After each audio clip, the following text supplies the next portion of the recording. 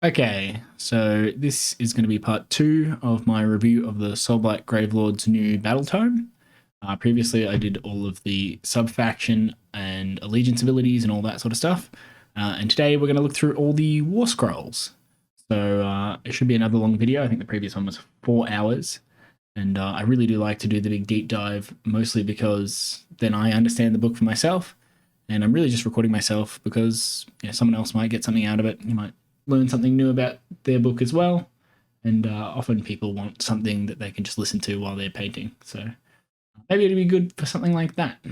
So I'm just going to load up. We're going to have the pitch battle profile so we have sort of a reference to the points as we go along. And we'll just go through the Warscrolls. I'll do what I think are all the sort of main Warscrolls first, and then we'll go through like Cursed City, Warcry, and Underworld stuff at the end. And then if we have time, we'll look at the matched play stuff like the battle tactics and the grand strategies. All right. So first cab off the rank, Mannfred Von Carstein. Mannfred is probably my favorite miniature in the army, and I really liked playing him in the previous book. He was obviously very powerful to the point where I consider him basically to be an auto-include. You really needed his +1 to hit and wound buff to get the army to do enough damage, almost no matter what you put in it. Whether it's like Graveguard or Blood Knights, both of them benefited a lot from his buff. And sadly, that buff is gone. So we're going to have to see quite a lot of compensation, I guess, to make up for that. Because he's a similar amount of points. I'm pretty sure Mannfred is 400 again. Yeah, 390. And I think he was 400 before the book came out. So, yeah, still a very expensive character. So let's see what happened with him. Looking at his wheel, he got an extra 2 wounds, same save, same bravery, and same movement, although the bracketing is really different. Before, Mannfred used to bracket after taking 2 wounds. So like on the 3rd wound, his movement and his damage would drop. It's really easy to overlook this, but this makes Mannfred so much more durable and more fighty than he was before. Right? 14 wounds with a much, much better bracketing setup. If we go into the profiles, he got an extra attack on Geistivore. It used to be 4. And he got an extra rend as well. And the damage has gone from D3 to a flat 2. I much prefer the flat 2. I think consistency is generally a buff. It's a nerf, technically, against things like Coalesced and the Cruelgrass Crusader that will reduce your damage by 1. But I think that's sort of an edge circumstance. Most of the time, this 2 damage is going to be sort of nicer for you. You get a bit more consistent damage. That Rend 2 is really, really handy, especially since we still have the Sword of Unholy Power, and you still have to get kills with specifically this Geistivore weapon to trigger it. So I'm happy that got a buff. The Sickle Glaive, I think, is exactly the same as before. I'm a bit frustrated they didn't just combine these. Mannfred is having 4 profiles is a lot. Your opponent's like, okay, yep, you roll dice, yep, you roll some more, you roll some more. It gets a bit excessive. And they could have, I think, combined Geistivore and Sickle Glaive, but they want to keep this sort of separate for the Sword of Unholy Power. I understand that. Ebon Claws. Ebon Claws is the same as far as I can tell. You get 6 attacks and it brackets down. I think it might go lower. I'm not sure it ever got to 3, but oh no, it probably did. But yeah, brackets slower than before. Still hits on a 4, wins on a 3. Still has Rend 2. So no change there. A bit of a change with Spectral Claws and Daggers. We get +1 to hit, but unfortunately, we lost the Spectral Touch thing. I think that's kind of sad. These used to be, it's basically the equivalent of 2 Spirit Hosts. But since we don't have Spirit Hosts anymore, I guess they're technically different. With 6 attacks, this was pretty reliably just 1 mortal wound. You would just roll the 6 to hit, and it would do a mortal wound. Now, this is a waste of time rolling it. I almost wish that they just removed this as a weapon and just put in a rule that says the ghosts do 1 mortal wound after Mannfred finishes all of his attacks, just to save time, right? And still keep it in there. It's about how much they did before, especially now that you don't have the +1 to hit and wound. So this isn't going to go to 3s and 3s. This is always just going to be like 4s and 4s or 3s and 4s. It's a bit disappointing, but yeah, made up for definitely by the +1 attack and the +1 rend here. I think this extra rend is going to be a really big deal. Makes him a lot more fighty. And we're already seeing he's more durable with the better bracketing and the better wounds characteristic. So he's going to be able to stick it out a lot more, which is good because he lost his ability to teleport away. So he's going to need to be a lot more durable. So he's still a 2-casting, 2-unbinding wizard. He's a Warmaster, and I'm just mentioning now, all of the characters that have this Warmaster ability, they're slightly different than in the previous book. In the previous book, Mannfred was a Warmaster, a double Jenny, only if you took him in Legion of Night. They've sort of flipped it now. He's a double Jenny no matter which subfaction you take him in, but his special ability only affects Legion of Night units. And this is the pattern for all of the special characters, all the sort of Warmasters. You can take them in any subfaction, and they count as a general, no matter what subfaction they're in, but their abilities only affect units from their own subfaction.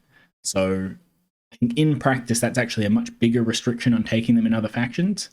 It used to feel like in the 2nd edition book, I would take Mannfred in Virkos, and sure, he's not a second general, but by and large, he still works. He still provides the +1 hit and buff, +1 hit and wound buff, the +1 attack from sort of Unholy Power. All of the stuff on his Warscroll still worked.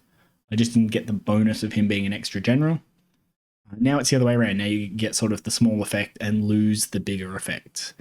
And I'll note, sort of Unholy Power is probably the smallest of these.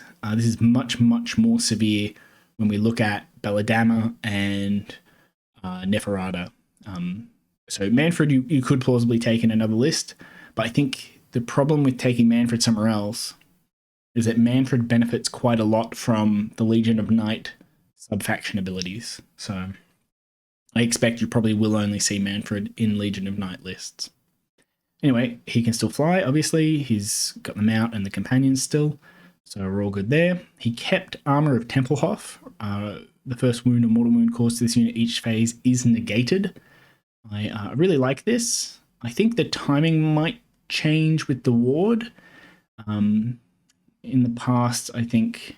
Well, I'll have to look this up. In the past, the way it was worded, you got to roll the ward save first and then negate the wound. I'm not 100% certain if you still do that. It's worth checking exactly how wards work. But I think they trigger before the wound is allocated. And this used to say, I think, the first wound allocated. And now it says first wound caused. I'm not sure if this is a change exactly. It might need an FAQ. But in any case, if you can roll the ward before you use the Armor of Tempelhof, then you just save a few extra wounds every now and then. This is really good, and it gets better the more durable Mannfred is from other sources. So he's got more wounds, he brackets better, and he's got a better version of the hunger. So this ability gets a lot better. The fact that he's healing more often and taking less damage, I think, very, very good that we still have this, and that it's still each phase. I really like this ability. Sword of Unholy Power. There was always a big problem with this, and that was... well, there's two big problems. One is that there's no explanation of ordering the attacks, and you have to get the kill with the sword. So often what you would do is you'd roll your sword first, just because it's at the top of the list, and then you would kill them with the Ebon Claws. But if you'd done them the other way around, if you did the Ebon Claws first and then did Geistbore, you would have got the kill with Geistbore and triggered this. So they've sort of cleaned that up, and they just said, similar to the Centurion Marshal in Slaves to Darkness, you just always do all of the other attacks first, and then you do Geistfall last. It still has this issue where it might turn out that you do kill a model, but Geistfall doesn't kill a model. Like Geistfall does damage, but just doesn't happen to be doing damage that takes the last wound off any particular model. That's a real feels bad. but it does still require you to kill someone, I'm pretty sure, if any enemy models are slain. So yeah, it still requires you to kill a model to get the +1 attack. But now you just have to roll all the Sickle Glaive, Ebon Claws, Spectral Claws, and Daggers. You do all this stuff first, then you do Geist of War. So at least now there's not like a question, there's not a timing nuance about it. You just do it the way it says. So I do like that they've cleared that up. The other big issue with Sword of Unholy Power is the activation order issue. If you charge, for example, with Mannfred, and then you charge with a unit of like Graveguard, and let's say you're fighting something pretty durable or something pretty fighty. I think the situation I've had is a unit of Doom Balls. What you want to do is kill one of them with Mannfred first, so you proc Sword of Unholy Power and give your Graveguard an extra attack, and then fight with your Graveguard. But you aren't able to do that, because after you fight with Mannfred, Mannfred doesn't kill all the Bulgor. The Bulgor will activate, and they will kill most of your Graveguard. Sort of negates the benefit of the buff. So the way they've fixed that is by giving Mannfred a strike first effect, but he only gets it when he makes a charge move. So there's a couple things you can do with Mannfred. One is he can make a charge move instead of redeploying, or I guess when it receives the redeploy command, you can make a charge.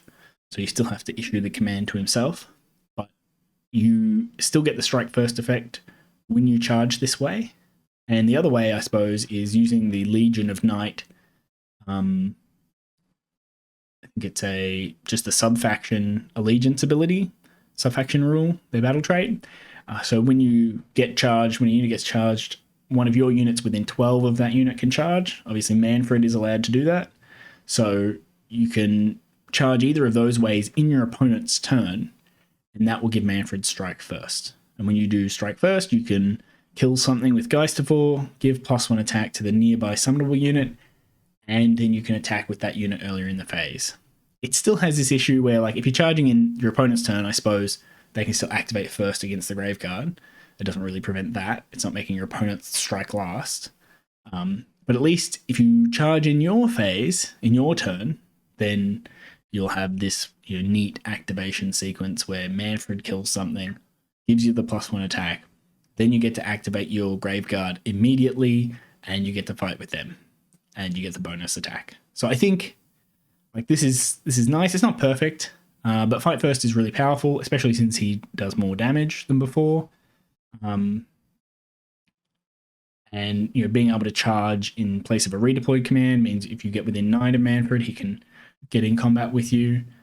It's very easy to put Mannfred 9 away from your opponent in a really inconvenient position, because he can use Swift Form to teleport anywhere on the board 9 away during the hero phase.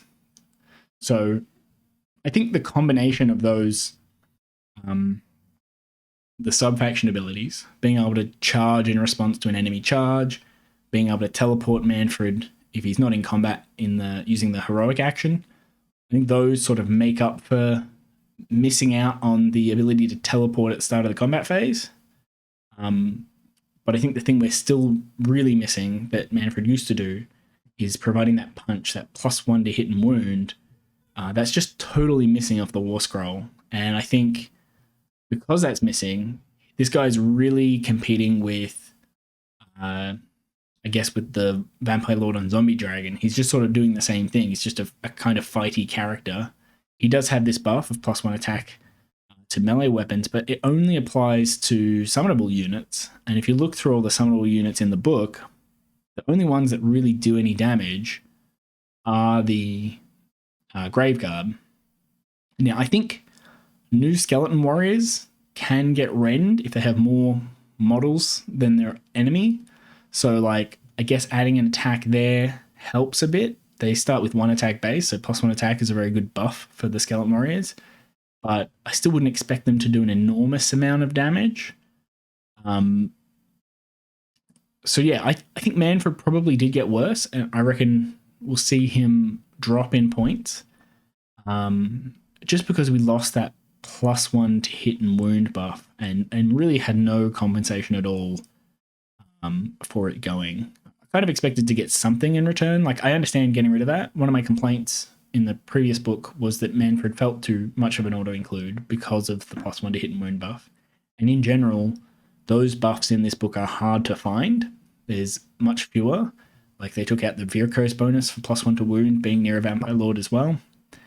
But yeah, no real compensation for the loss of that ability. He's still pretty tricky. I think being able to teleport into your opponent's backline, and then if they like move within 9, you can charge them, or if they charge near you, you can charge them back. But I'm just not confident there's enough differentiation between Mannfred and the Vlozard. But we'll see. I mean, Strike First is quite good. It can really put your opponent off balance by charging them in at the end of their movement phase, and you're striking first. You can cause a fair bit of havoc to them. Because, I mean, actually, I'll give you an example of why this isn't horrible. Your opponent might have a unit of like shooting or a wizard or something, some backline thing that I want to protect. Mannfred can use Swift Form to get 9 inches away from that unit, or, you know, in the opponent's backline somewhere. And if they move something to try to intercept Mannfred, they have to like move within 9 to get within charge range.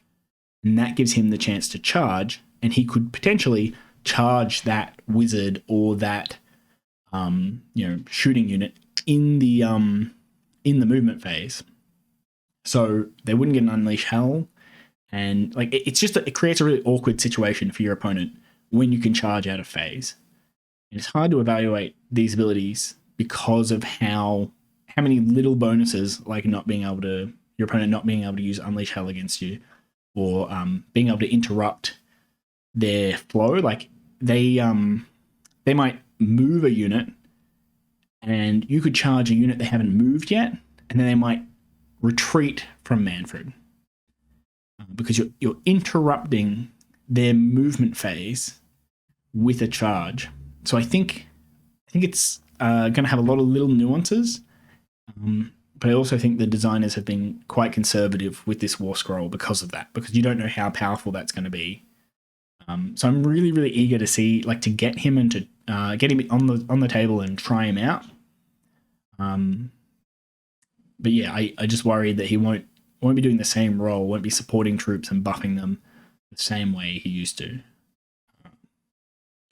Anyway, the hunger has changed a lot.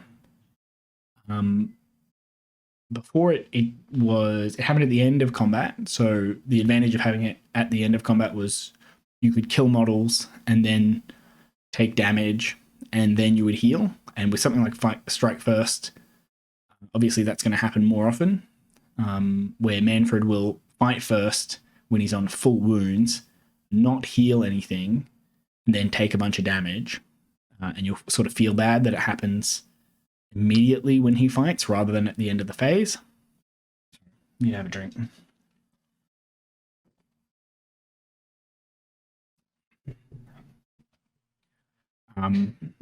But yeah, now the maximum is much higher and it's much more consistent. And I think the biggest thing that's changing is that you don't need to kill a model.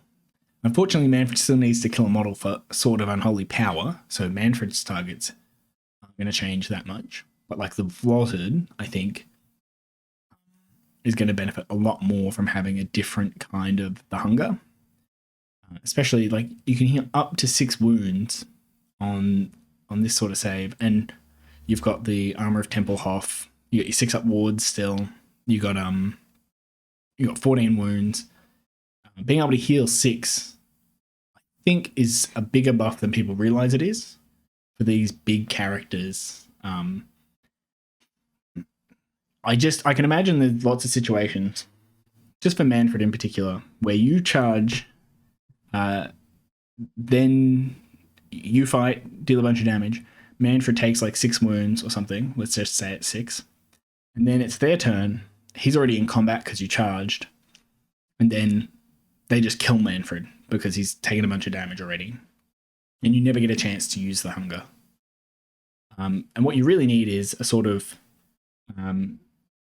You need them to charge Mannfred, deal a bunch of damage, and then you fight back and heal up. It's a very defensive ability. But yeah, with this sort of fights first stuff, you're not using the hunger as much because you're always fighting first. I suppose, though, if they charge you and you fight first, you're reducing the amount of damage you're taking because you're killing things in their army, and then it'll roll around to your turn and you'll be able to fight and heal up. But if they double turn you, I think the hunger still isn't doing much for you there. And yeah, the activation stuff just feels bad. I suppose you can use things like the Necromancer, the new spell that makes enemies fight last, to sort of compensate for stuff like this. But again, if you're going to cast that spell, you have to do it on your turn. So if you're getting double turned, that's probably not happening either. It's unfortunate. I still prefer this version of the hunger, mainly because you don't have to kill a model. So you can fight monsters and heroes and still heal a bit. Whereas before, you'd come up against armies like Gargants, and you think, oh, well, I just don't get to use my vampire ability because they have 3 or 4 models on the table. Just never comes up. You still don't get to use Sword of Unholy Power. That still feels bad, but new and improved hunger is going to be a very, very big deal, and I think that's factored into a lot of the cost increases for these big characters. Wind of Death. So he still has Wind of Death, and it still works exactly the same way it did before. A bit frustrated that the casting value is so high, given he doesn't have any bonuses, but it's quite a good spell, and he still has access to both the spell laws. The spell laws are a fair bit improved, so he's not a bad wizard. I think that's pretty good. For 390 points, I'm not certain he makes it there, especially since you probably want to Vlozzed in the list, but I don't know. I'll have to see him on the table. This is very tricky. Being able to charge in your opponent's movement phase really will get Mannfred into some very inconvenient spots for your opponent.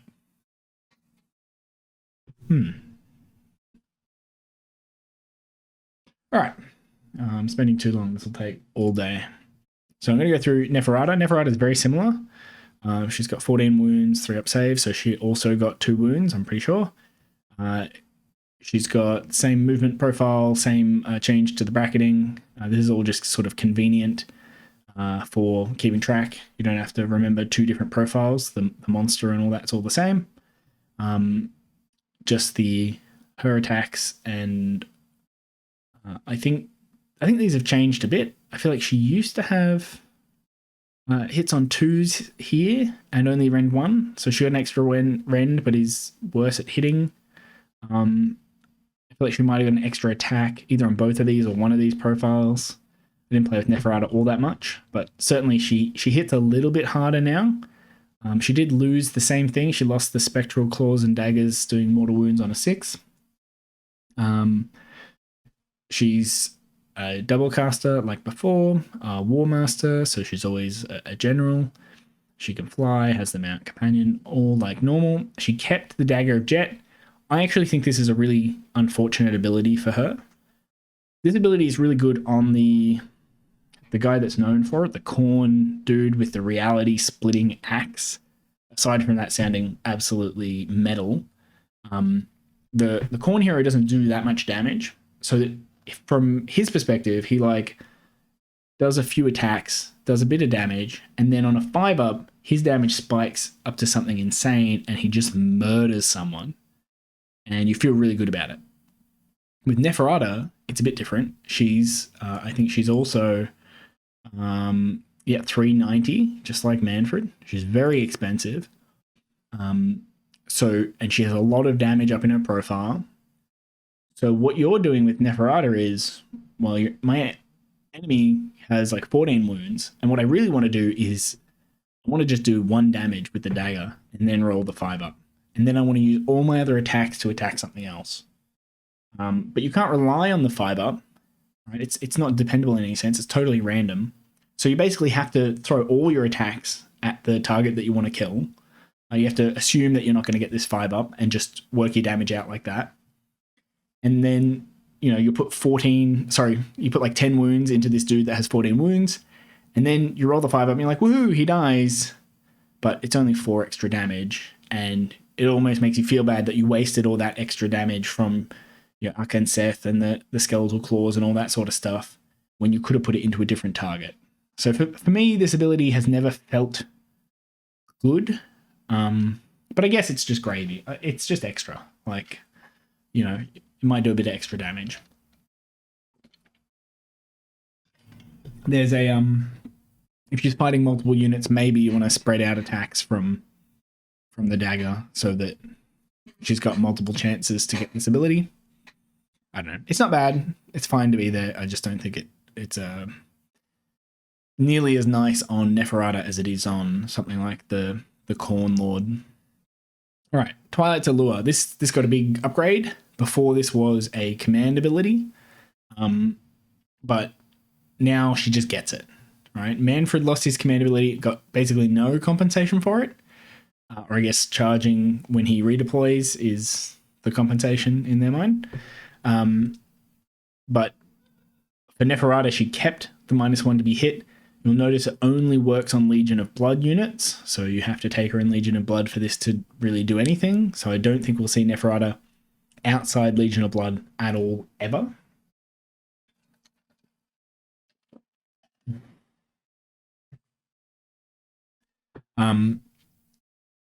It still only works on melee weapons. I'm not sure why they do this, but it could have easily worked on ranged weapons and melee weapons and just been fine. Range damage tends to be a lot better than melee damage for a whole bunch of reasons. And so defensive buffs against ranged weapons, I think, should be more ubiquitous in the game. I don't know why they restrict things to melee only. I think buffs should either be only against range damage. Defensive buffs should only be against range damage or should be against both. I don't really see a place for these only against melee damage abilities, but you do get it for free. And it's still the whole 12 inches. I think that's one of the big reasons people take her. Makes your army very defensive, and it's good to see it's changed. Like I was saying in the previous review, the army is a lot less command point hungry, and you'll see once we get to the Wight King and the Vampire Lord, their command abilities are no longer command abilities, they're just things they get. So you can really focus on using those command abilities for redeploys and charge rerolls and inspiring presence and all that sort of stuff. You don't have to waste it on using your own army's abilities. And I think that's a really nice change because you don't have to shoehorn in a bunch of ways to get extra command abilities necessarily, extra command points rather. All right, Mortarch of Blood. At the end of deployment, before determining control of objectives, you can pick 3 friendly Legion of Blood units on the battlefield, again, Legion locked. First, remove this unit from the battlefield and set it up again wholly within your territory, then remove those friendly Legion of Blood units from the battlefield and set them up again wholly within your territory. This is a day 1 FAQ ability. I'll show you why in a second. It does redeploy the constant 3. I like that it's not... They could have easily printed that as D3 and made this just horrible to use, especially on a 400-point model. But I do think this is a really, really powerful ability. But it's hard to evaluate because of the FAQ problem. So the key thing that's missing from this is a bit of text that says 9 inches away from enemy territory. All right. The way it's written, and I'll get a battle plan up for you. The way it's written, if you've got a battle plan like this, and I'll just put it on the side. So she says, set it up again wholly within your territory, right? So this is after deployment, at the end of deployment. So in deployment, each player must set up their units wholly within their territory and more than 9 away from enemy territory. Okay, but after you're done setting them up, then this ability happens. And this ability just says wholly within your territory. So presumably, it's saying you can put your units right up on the line right? Where basically every deployment says you have to be 9 inches away. I assume this will get FAQ'd. I assume that that this applies to this ability, and I'm just going to treat it that way for evaluating it, because there's no way they're going to let you deploy right up on the line, especially seeing as in the mirror match, right? Neferata versus Neferata, it doesn't even say 3 away from enemies. Presumably, you could set up in combat with the enemy's Legion of Blood units that are doing the same thing. So I expect that to get FAQ'd. And it'll be 9 away from enemy territory. Given that, this is still an excellent ability. I don't think there's that much in the army that's fast enough to make use of like turn 1 charges outside of maybe Neferata and the Vampire Lord on Zombie Dragon. We did lose Amethyst Pinions, but this sort of ability is a lot better when you can leverage it to do like an Alpha Strike or an Alpha Pin or something like that. Black Knights did get a lot better, and they do a lot more damage on the charge. So, and they do have a good turn 1 charge and conveniently battle line in Legion of Blood. Also, the fact they're summonable means they're kind of expendable early in the game.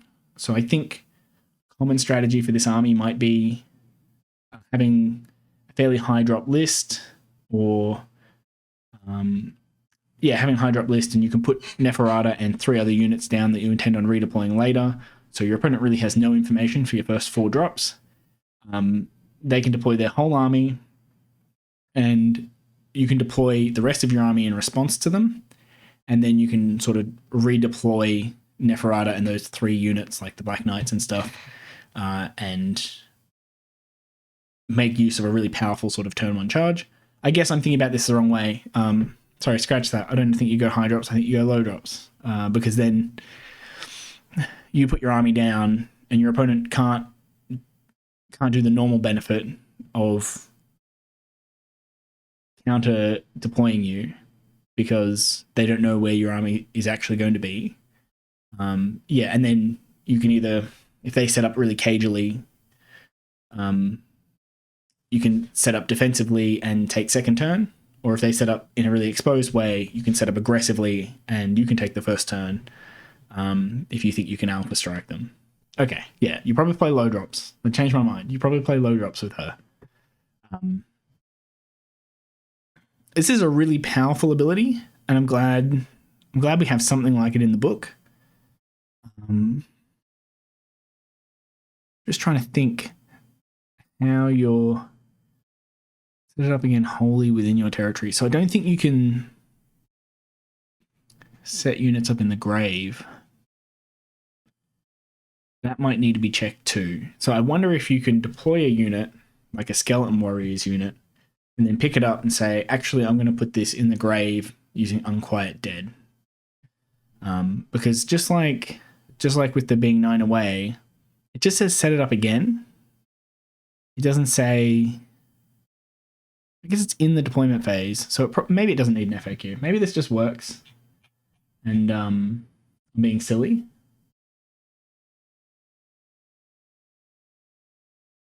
Yeah, deployment does say each player must set their units up, and this is setting a unit up. But in that case, I suppose, if it's exactly the same kind of setup, then I don't see why you couldn't put units in the grave, because that's sort of in place of a setup. So, yeah, I suppose you could do that as well. This one I'll have to play with to make use of, because I haven't tried redeploy abilities in many armies, and my intuition is that this is very powerful. It's obviously very different to what she was doing before. Mortarch of Blood used to just be like a slightly better version of the Hunger. I think she healed on a D6 instead of a D3. It was almost no bonus at all. This is much, much better. Neferata got way, way better. Right? Her command ability is now free. Her Mortarch of Blood is a really powerful ability. The Hunger is good. Right? This is still better than healing the D6 after you kill a model. I think she got a lot better. I'm not sure she's 390 points, but I think that'll come down to how much use you can make out of this. All right. Last off, we've got Dark Mist. So she still has no bonuses to cast, but in Legion of Blood, if she's outside of 3 of enemy units, she does benefit from the sub-faction ability for +1 to cast. So that's a real big benefit for Neferata. Oh, and I should note she does get the +1 attack, I'm pretty sure. So these all go up by 1, which is pretty neat. That makes her do quite a lot of damage. Like this profile here is looking really good with 4 attacks, 2s and 3s, -2 damage. And then, yeah, Dark Mist. She picks, again, it has to be Legion of Blood specifically, so there's quite a lot locked to Legion of Blood on Neferata. All of her abilities target only Legion of Blood. I pick a unit in 12 and ignore negative modifiers, but not positive modifiers to save rolls for attacks that target that unit. It's a very powerful ability.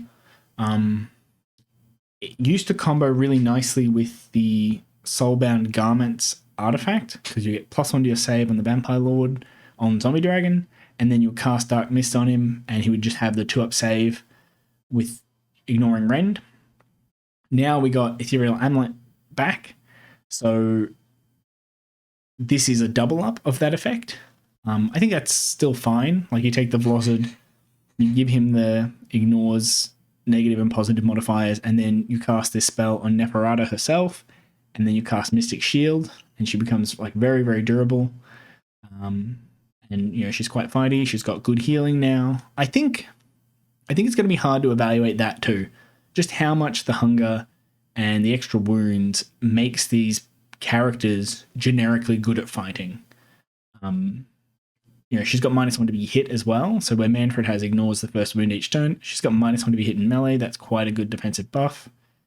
And yeah, if you get Dark Mist and Mystic Shield off, she's going to be very hard to kill and be doing quite a lot of damage. So I think these might make it. I feel like Neferata might be better than Mannfred, but that's partially because Neferata does something really unique in her army, but Mannfred is not doing something as unique. Like he's charging in the movement phase, but I don't know how much that nets you versus counter-charging and things like that. And you can just put a Vlozzard in Legion of Night. He does a very similar thing to Mannfred. But in Legion of Blood, -1 to hit, this spell, the redeploy, these are all very, very powerful, unique effects. And yeah, I think it might just be worth paying the points just to get them. Might have to, I've got them magnetized, so I might have to swap them over to a Neferata. All right, Lauka Vai. Lauka Vai was not excellent before, and I don't think she's fantastic now either. So Lauka Vai, how many points is she? 300. All right, I think they were 280. Vengorian Lords. So Vengorian Lords still 280. I think she was 280 before, or maybe 290. But she's gone up a little bit. All right, so attacks. 3s and 3s -2. I think this went up a rend. I'm pretty sure this was -1 rend before. And I think it was 5 attacks. I'm not going to check, but this is better for sure. The rend has gone up. The Gordrench Talons, just like the Vlozzard Bite attack, has improved. I think this improved even more. So the Vlozzard Bite attack went to flat 3 damage, which I think of as an improvement over D6, because you would always get that attack through and then roll a 1. I'd much rather have a consistent 3 than a potential 6. And this is Rend 2. Actually, I think the Bite attack might have gone up to Rend 3, so this is a fair bit different. This used to be identical to the snapping more of the Zombie Dragon, but I guess now this hits better. It wounds the same. I think both of them wound on a 2-up. This has got -2 Rend. The other one went up to -3, and it still does 3 damage. So I think that's quite good. I have to check the Vengorian Lord. I think he's next. So she's got an extra attack and an extra rend, which is unfortunate. I feel like the Vengorian Lord could have used that rend on the Nightmare Saber as well, but she's got the extra rend because she's a special character. So I think she's looking a lot better because of that. She's a single casting hero. War Master, can fly. Queen amongst monsters. Once per turn, at the end of the charge phase, you can pick one Vhordrai monster wholly within 12 of this unit. You can carry out 2 different monstrous rampages with a monster in that phase instead of 1. That's quite good, actually. Because in their subfaction, they get 2 monstrous rampages. One of them's like an improved stomp, and one of them is a bit of a janky fight twice thing. I think quite powerful to be able to fight twice and roar your opponent in the same turn. Really push that damage through by stopping an all-out defense. So I think that's quite good. Given it's a monster faction, you'll probably be using this quite a bit. Nightmare's Miasma. They kept this while within 3, worsen the rend characteristic by 1. This is exactly the same as it was before. I never got much use out of it. The big problem with these guys, with the Vengorian Lords, is they only have 10 wounds. Lauka gets an extra one, but the Vengorian Lords only have 10. So they just sort of die to mortal wounds, even though they should be quite durable. They essentially have a 2-up save given this ability. Most things have rend -1, so they're like base 2-up save, basically. But for some reason, they still don't feel very durable. And they don't quite do enough damage. But I think maybe if the Gordon Talons, do they get better on him too? Looks like it. It's just the saber that's a sad profile up there. Okay. Well, I'm glad they kept it. Yeah. This also works. And we still keep Nightmare Miasma on the Vengorian Lord. This works with that Dark Mist thing. Well, does it? You're ignoring the rend anyway. Yeah, I guess it doesn't do anything for you. Okay, fair. Don't stack it with the Legion of Blood thing. They get the better the hunger. I think this is actually, on these guys in particular, because they have the 2-up save, or the -1 rend on the 3-up save. Healing is much better the better your armor save is and ward saves are. Because each wound you heal, you have a much better chance of protecting with that save. This is part of the reason why Soulblight healing was so weak in the past, because even when you heal like 3 wounds, if you're healing 3 wounds on zombies that don't have an armor save, you're going to lose those 3 wounds much more quickly than if you're healing 3 wounds back on, let's say, a Chaos Chosen that has a 3-up save. So when you're comparing, I have a 5-up rally on my Chosen versus I get 3 models back in my summonable units, you have to compare how good is the wound that I'm getting back. And, Soulblight wounds are probably the worst in the game, the summonable units in particular. And now we've got this healing up to 6. I think this will do 6 damage. This one will. I'm not sure if the normal Vengorian Lord will do 6 damage, but I think Lauka would push through 6 against a lot of armor saves. And she could easily be quite difficult to kill unless you catch her on a double turn or you get 2 goes at her in a row. Then again, there's a good chance you get 2 goes at her in a row, because when she attacks you, you attack back, and it's your turn, you get to attack her and kill her then. I don't know. I suppose clever use of save bonuses and finest hour and things like that will make this a lot more effective. The Queen's Diktat. Queen's Diktat is a spell that has a casting value of 6 and a range of 24. If successfully cast, pick one enemy unit within range and visible to the caster until your next hero phase. Friendly Vhordrai monsters are eligible to fight in the combat phase if they're within 6 of the enemy unit instead of 3. and they can move an extra 3 when they pile in.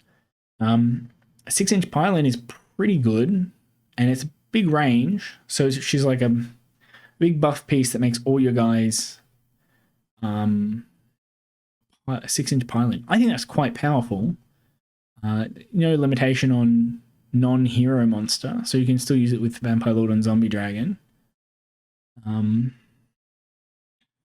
Gives you a real good chance at the Activation Wars, and with the hunger being the way it is, I really think Activation Wars is going to be a big deal. I think you're going to have to be very thoughtful with where you activate first. It's just that the way 6-inch pile-in usually works with Activation Wars is you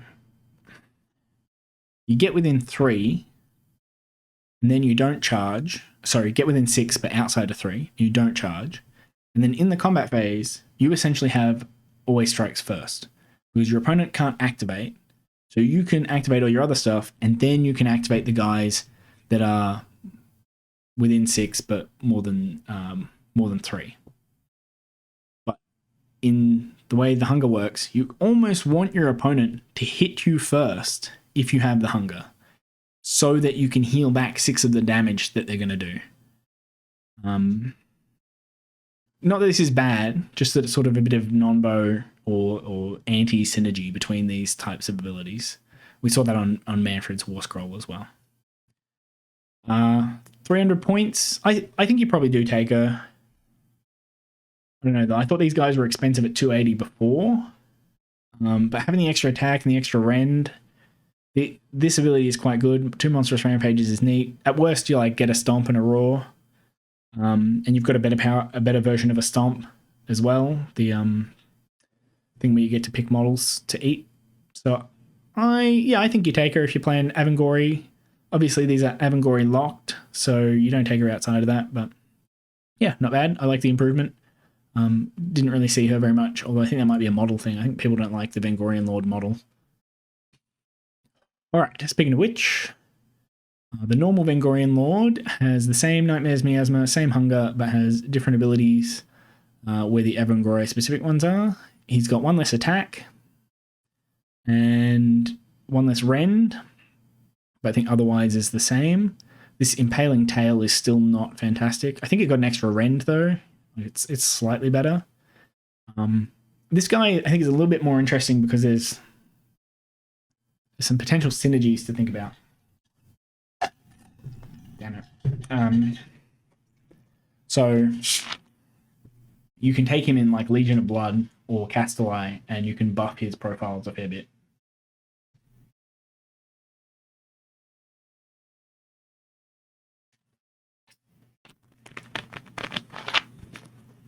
So plausibly in Castelli, you can buff up his attacks by 1. You can increase his damage by 1 maybe.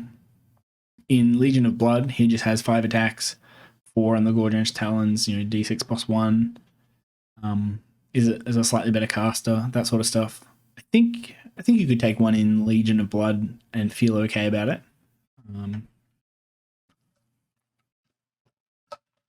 Alright. Festering Feast. Once per turn, at the end of the combat phase, you can pick 1 friendly Soulblight Gravelords monster that is not a hero, that is wholly within 12 of this unit, and that destroyed any enemy units in that phase. Heal all wounds allocated to that monster. Okay. This used to be a command ability, and it's not. It's just once per turn now, which is good. You just get it. And it used to heal, I think it used to just heal like a D6 or 2d6 or something.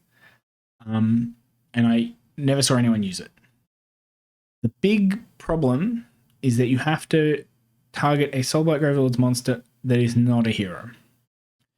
All the ones that are a hero, when they kill a unit, are going to heal 6 from the hunger anyway, or probably 6. Like if they're finishing something off that only has 1 or 2 wounds, I guess they won't.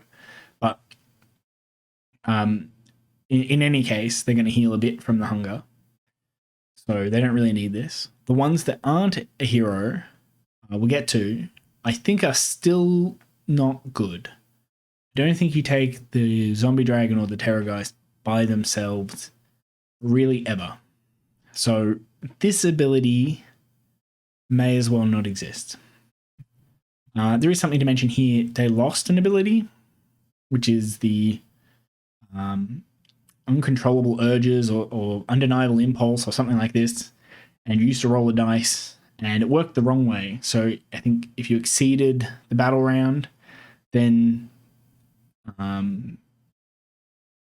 they remained in control and they could use command abilities.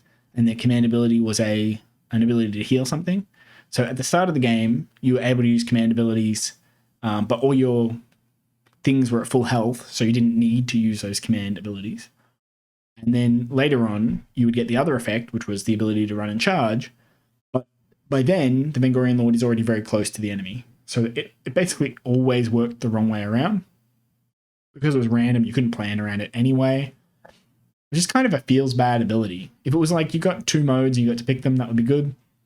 But I think they just decided that it was bad. No one liked it. No one's taking these things anyway. So they're trying to take a different sort of angle. They buffed Pestering Feast. It heals more and you don't have to spend the command point.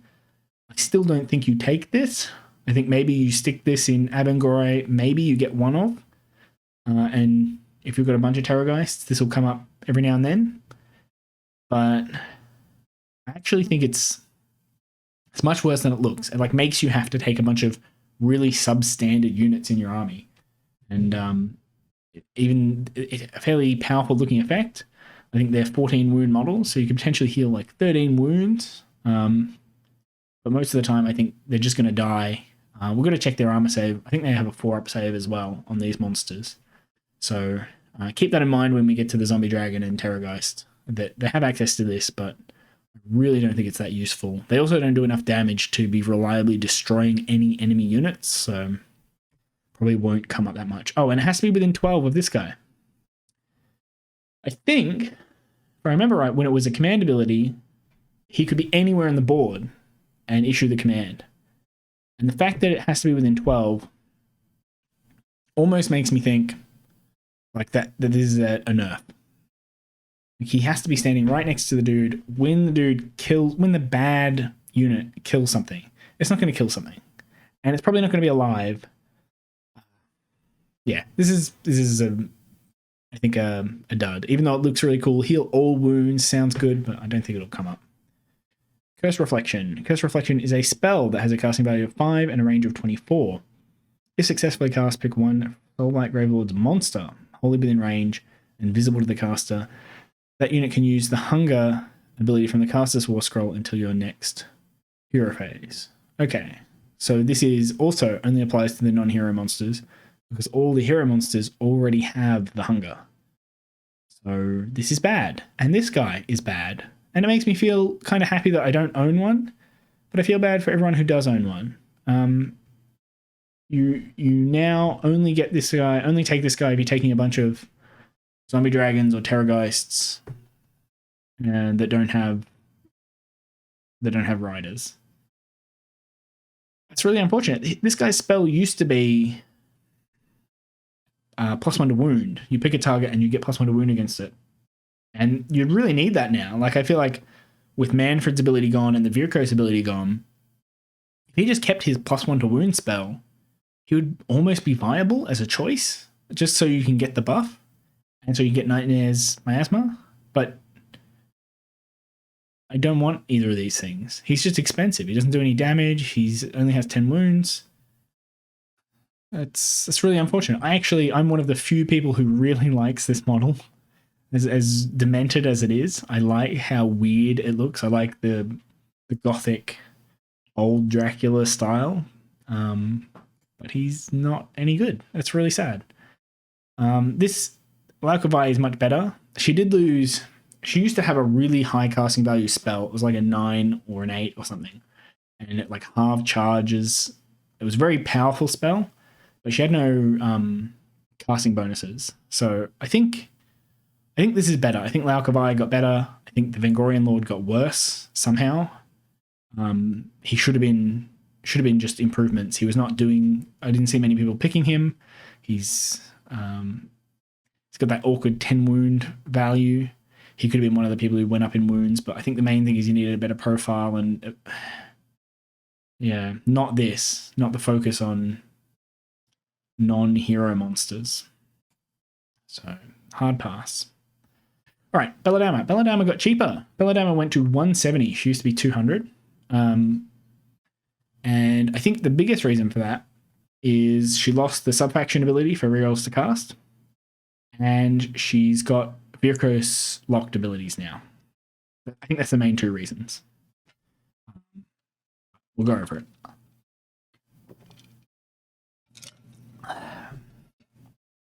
So I think she kept all this, and I only just worked out the other day. The reason she has 9 wounds is because there's 2 direwolves that have 2 wounds each, and she has 5 wounds because she's a vampire lord. Is literally how Games Workshop thinks. I just find that really hilarious. She's got the same attack profile as far as I can remember. She's still a double caster. She's got the War Master thing, which is worth noting. She's a double general for 170 points no matter where you take her, and she's a double caster all the time, so that's pretty good. She's got add 1 to casting, dispelling, and unbinding. Still has that. That's quite nice. And if she's within 3 of any direwolves, she still has the 3-up bodyguard, although now it replaces the ward roll. It didn't used to. None of these bodyguard effects used to replace the ward roll in the old Soulblight Gravelords book. Now, all of them, to my knowledge, do replace the ward roll, which is unfortunate because we got a 6-up ward base. You could, there are armies like Fire Slayers where you get the ward and the bodyguard effect, and that actually makes sense to me that you would have both. This actually causes a weird situation where attacking the hero is actually a way to increase your damage because now you don't have the ward roll. I almost think these bodyguard effects should take place before armor saves as well, because her save is going to be different to the direwolf save. So that also causes this weird discrepancy in like which thing you want to target. But it's not a big issue. She's got the good hunger, and her spells. I think Lycan Curse is exactly the same as before. You still have range 18. You still do D3 mortal wounds. I think it cast on a 7 before. And you still set up a number of direwolves equal to the number of models slain. I wish it went to like equal to the D3 roll. That would have made the spell a lot better so you could damage units that have a high wounds characteristic and still summon the dogs. A bit like how the hunger was changed. Like it would just be nice to notice what is nice about this change. Now you can use your abilities against every type of enemy and not just sort of feel bad playing against half the armies in the game because their armies have high wound models. But yeah, this still really only works against dudes that have one wound. Not most, but many shooting units have 2 wounds. They're like Stormcast dudes or dwarves or whatever. A lot of them have 2 wounds. So it's very unlikely that you cast this spell and you hit them and you get a 2 or a 3 and they don't like prevent you from doing it somehow. And even then you only get 1 dog versus if you use it against like crossbowmen is a good example. They you just get D3. Like it's much better against single wound people, and I think that could have changed, but it's still good, still a fine spell.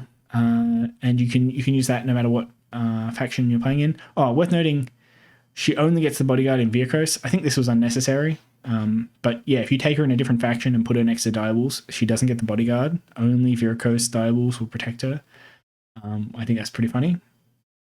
Under a Killing Moon, this got a lot better, but then also got faction locked. So it's still still casting value of 6, went up to range 24 instead of 12. I think it's a bit like Lauka Vai. It's a big bubble for this effect.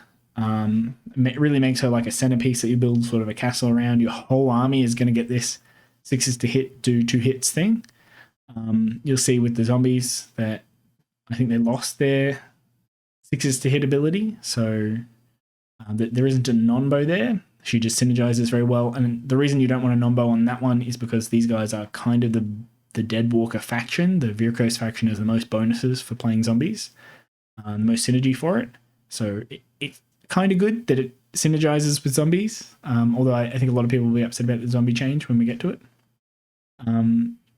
And yeah, only affects Vhordrai's units.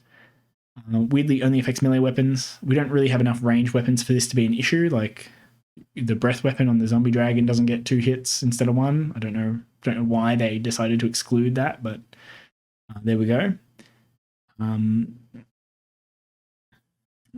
Yeah, still just makes them hit twice. So it's a really good ability, and you can see, like, if we just looked at this Warscroll, this is actually an improvement from before. It's just that she doesn't have access to the rerolls to cast, and she's faction locked.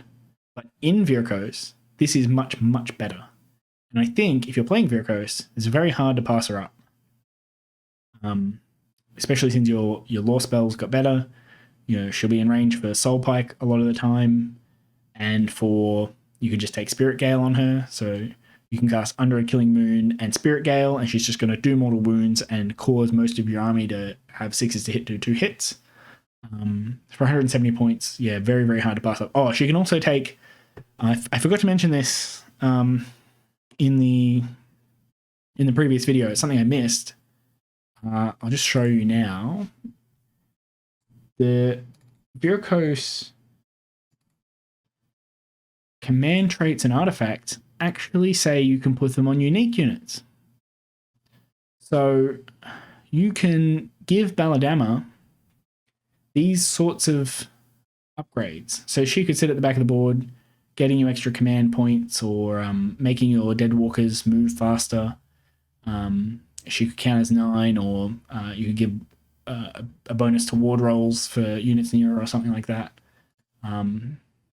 Yeah, I think for 170 points in Vhordrai's, you're going to see her a lot. Radukar the Beast. Radukar is still 290 points, and he lost his ability to summon 10 direwolves. The big thing, most people saw this guy's Warscroll in the past and thought, wow, he's expensive, and then realized they get a 130 point unit for free with him and thought, oh, actually, he's very good for being about 170 to 200 points. So essentially, the way most people are going to think about Radukar is that he went up 130 points in cost, and he's going to have got some sort of compensation for that sort of rather big point increase. And you'll notice none of those artifacts and command abilities actually buff the units that they're on. I've closed the page now, but you can't make like a super Radukar the Beast by giving him a Vhordrai's artifact or command ability. The best thing you can do is make him count as 12 on objectives, but you can't improve any of his durability or his stat line or anything like that. So I think his profile is the same here. He had 6 and 6, 3s and 3s, 3s and 3s. I think he had 2 Rend before, 2 damage -1, 2 damage there as well. That to me is exactly the same. He has bounding charge. He can run and charge. He could always do that. I think he moved 8 before. This is all the same. He had 12 wounds. Call to the Hunt. In the combat phase, if this unit made a charge move in the same turn, add 1 to the attack's characteristic of melee weapons used by friendly Vhordrai's summonable units while they are wholly within 12 of this unit. Okay. I think this is a big change. Not a big change, but significant one. This before, I think, affected everything. I don't think it was summonable only. And I think it used to be 18 inches as well.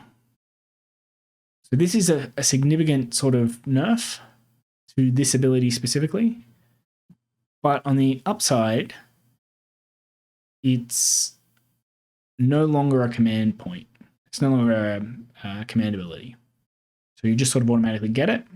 And that means that you can use all-out attack, I guess, on Radukar, whereas before he would be giving himself a command to get this +1 attack. So really this is like 7 and 7, and then you can use all-out attack or something. He's not a monster, even though he's a huge Chad. So you still can't roar people. He gets the better hunger. I think this is really helpful for him.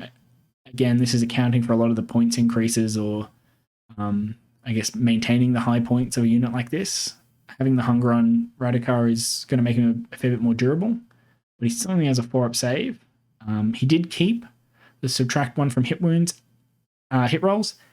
I didn't see this earlier. I think before he only subtracted 1 from hit rolls, But now he subtracts 1 from wound rolls as well. And this one does work on ranged weapons. So I think the combination of -1 to hit and -1 to wound, and he heals a lot more. I think he'll be a much more formidable combatant, like a fighty dude. Unleash Ferocity, he still has the unmodified 6s to hit, go straight to 2 mortal wounds. This, I wish they changed this. This is a very small complaint, but obviously this non-bows with Belladamma we saw just before. She wants to give you 6s to hit, do 2 hits. This guy has a built-in 6s to hit, do something, and you can't have both happen at once. Would have been much nicer if maybe it was on 6s to wound, do a mortal in addition or something like that, so he could make use of both, but they're sort of mutually exclusive. I do note he's not a War Master. I feel like old Radukar did count as a double Jenny in Vhordrai. This guy's not a War Master, so he's not the general no matter where you take him, which is unfortunate because he doesn't have a bunch of buffs and that sort of stuff. You could put this guy in a different army and not feel too bad about it. This is Vhordrai locked, but he still gives it to himself. Oh no, he doesn't give it to himself. Summonable. That's unfortunate. I really don't know why they've done that. All right, Beast will out. This is new. This unit cannot retreat. However, at the end of any movement phase, if any wounds or mortal wounds were allocated to this unit in that phase, and this unit is more than 12 from all enemy units, this unit can move up to D6. I don't see that being a big deal. It's a bit better than we looked at in the Vengorian. I think it's a command trait. They do something like this that only works in the shooting phase. So when you take shooting damage at the end of the phase, you move once, I think. This is a much better version of that. This is any type of damage, but then I guess it's limited by 12 and it's still only at the end of the phase. So if you get shot with multiple units, you still only get 1 D6 move. We've all played with redeploy. D6 is not that far. D6 is often 2 inches. It doesn't really get you close enough to do anything. It doesn't get you far enough away to save you from much, especially since you have to be more than 12 away from enemy units to benefit from it. I guess you could use damned terrain to catch people off guard a bit. You could move D6 in the hero phase with damned terrain, and then he can move 14 with an auto 6 command ability, and then he can still charge because he can run and charge. So potentially you can catch someone off guard with Beast will out, but I don't really see this coming up. I feel like if they're going to shoot him, he'll just die. Even with -1 to hit and wound, he's still only 12 wounds on a 4-up save. And given he's 290 points, yeah, I don't think people are going to take Radukar that often. I don't know that he's worth it.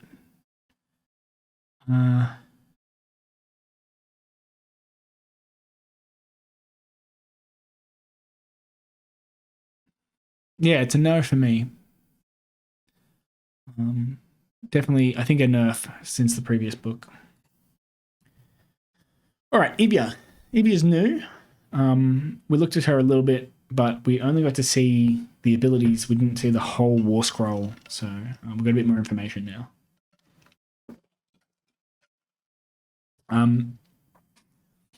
So, I was right in that she's not a wizard, but it doesn't matter that she's not a wizard because we don't have Amethystine Pinions anyway.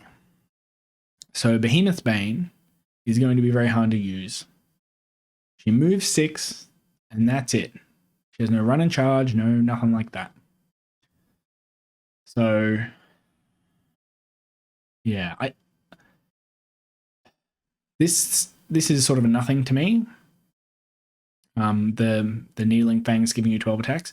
-1 to hit is nice, makes her a little bit more durable, but compared to the normal Vampire Lord, she loses 1 of her save. I guess she gets an extra wound, and she gets the whole Needling Fangs profile over the normal Vampire Lord.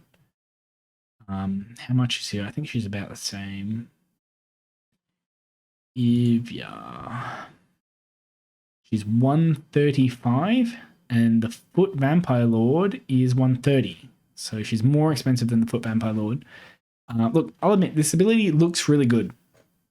But the Vampire Lord ability also looks really good and works against everything, right? It's going to synergize with your own army. This is not. This, you're going to have, your opponent's not going to have any monsters, or they are going to have monsters and they're going to be able to kill Ivya, or they're going to be able to have monsters and they just stay away from her. I just don't see this coming up.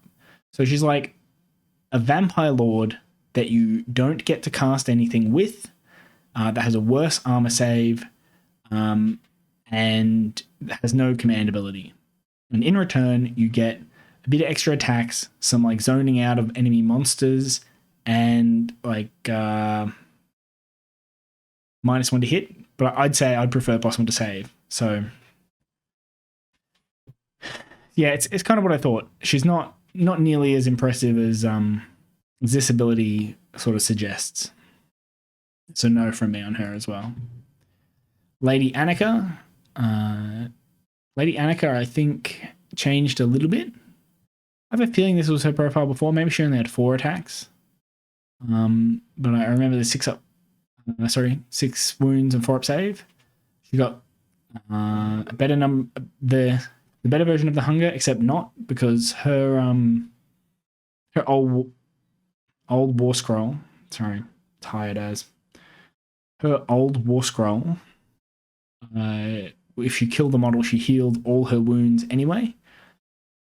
So I think this is actually slightly worse for her, but she's getting something else to compensate. She has a ward of 4 up, which is quite nice. That keeps her alive. Makes those 6 wounds essentially 12 wounds. Makes her quite durable. I think she was cheap before. Might have been even like 90 points cheap or something. 120, okay, so a bit cheaper than a Vampire Lord, but no command ability, not a wizard, and no longer a double Jenny. Used to be, I think these guys all used to be generals in Virkos, but no longer. During deployment, instead of setting this unit on the battlefield, you can place it to one side and say that it is set up in ambush as a reserve unit. If you do so at the end of your movement phase, you can set this unit up anywhere within enemy territory and more than 9 from all enemy units. So she gets a bit worse in battle plans where the enemy's territory is small. That's still quite good though. Like having something you can deep strike. I guess we can deep strike stuff anyway. Kiss of the Blade, Proboscian. Probably saying that wrong. At the end of any phase, if any wounds caused by attacks made with this unit's blade Proboscian in the phase were allocated to an enemy hero or monster, that unit has not been destroyed. Worsen the save characteristic of that unit by 1 to a minimum of 6+ for the rest of the battle. And looks like it stacks. So she's like a little assassin type character. You set her up 9 away and she tries to get in and lower someone's save by 1, but only a hero monster. So they really have to have a hero monster that has a good armor save for you to care about this. She's not going to do enough damage to kill the thing. She's not healing as much as before, although this is still quite good with a 4-up ward. I don't know, I think you just take a normal Vampire Lord. I don't think you bother with this. Like, for 10 points more and I get the command ability. The new Vampire Lord's command ability, we'll get to that I suppose, but the Vampire Lord's command ability stacks. So getting multiples of them doesn't feel bad.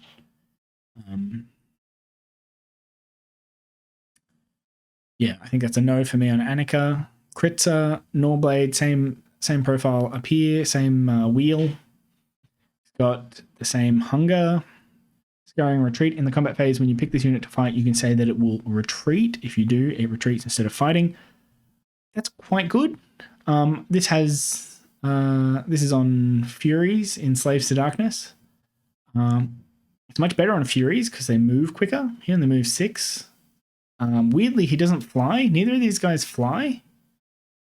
The normal Vampire Lords do. Does Ivya fly? No. Radukar doesn't. And Belladamma. So none of the Vhordrai vampires fly. None of them, except Belladamma, are wizards. They're very different. Kritza, I think, is also 120. The Verminous Court, at the start of the combat phase, you can pick one enemy unit within one of this unit that has an artifact. On a throw up, that artifact of power can no longer be used.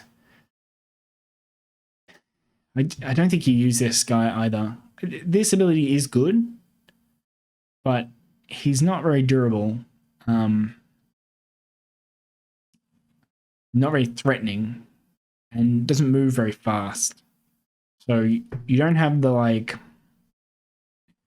you don't have the same kind of mind games as if you did a lot of damage, then your opponent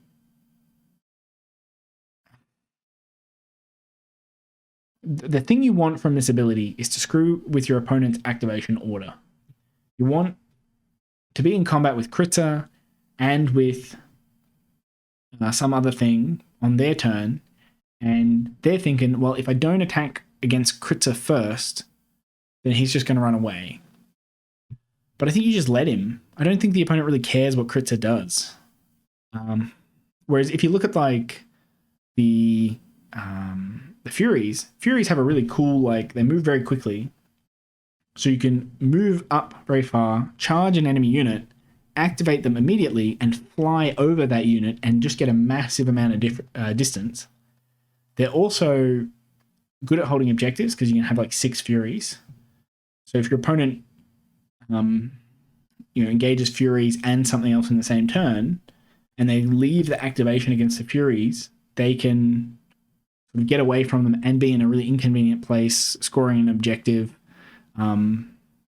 because of their high movement and they count as 6 models. This guy counts as 2 and he only moves 6 and doesn't even fly. So when he retreats, he can't retreat over them. So I don't see it. I don't see Kritza or Lady Anikka or really Ivya. Ivya's the best of the 3, I would say, but sorry if you have these models. I don't think they're any good. Prince Vhordrai. Vhordrai is actually good, I'm pretty sure. So this dude is expensive.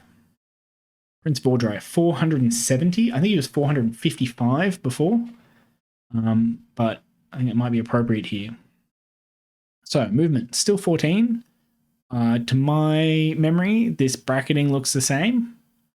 He's got 2 extra wounds than before, but I'm going to guess he lost the chalice.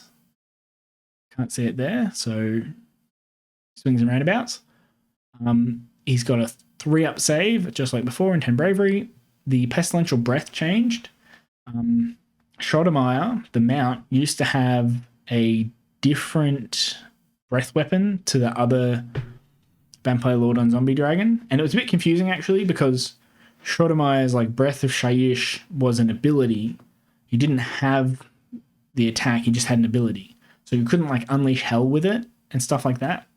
So I'm glad that it's consistent in that way, but we just sort of lost the whole thing, which I think is unfortunate. They could have given... we lost the mount trait as well. The Tome Celestial had a mount trait for you reroll the d6 on the damage.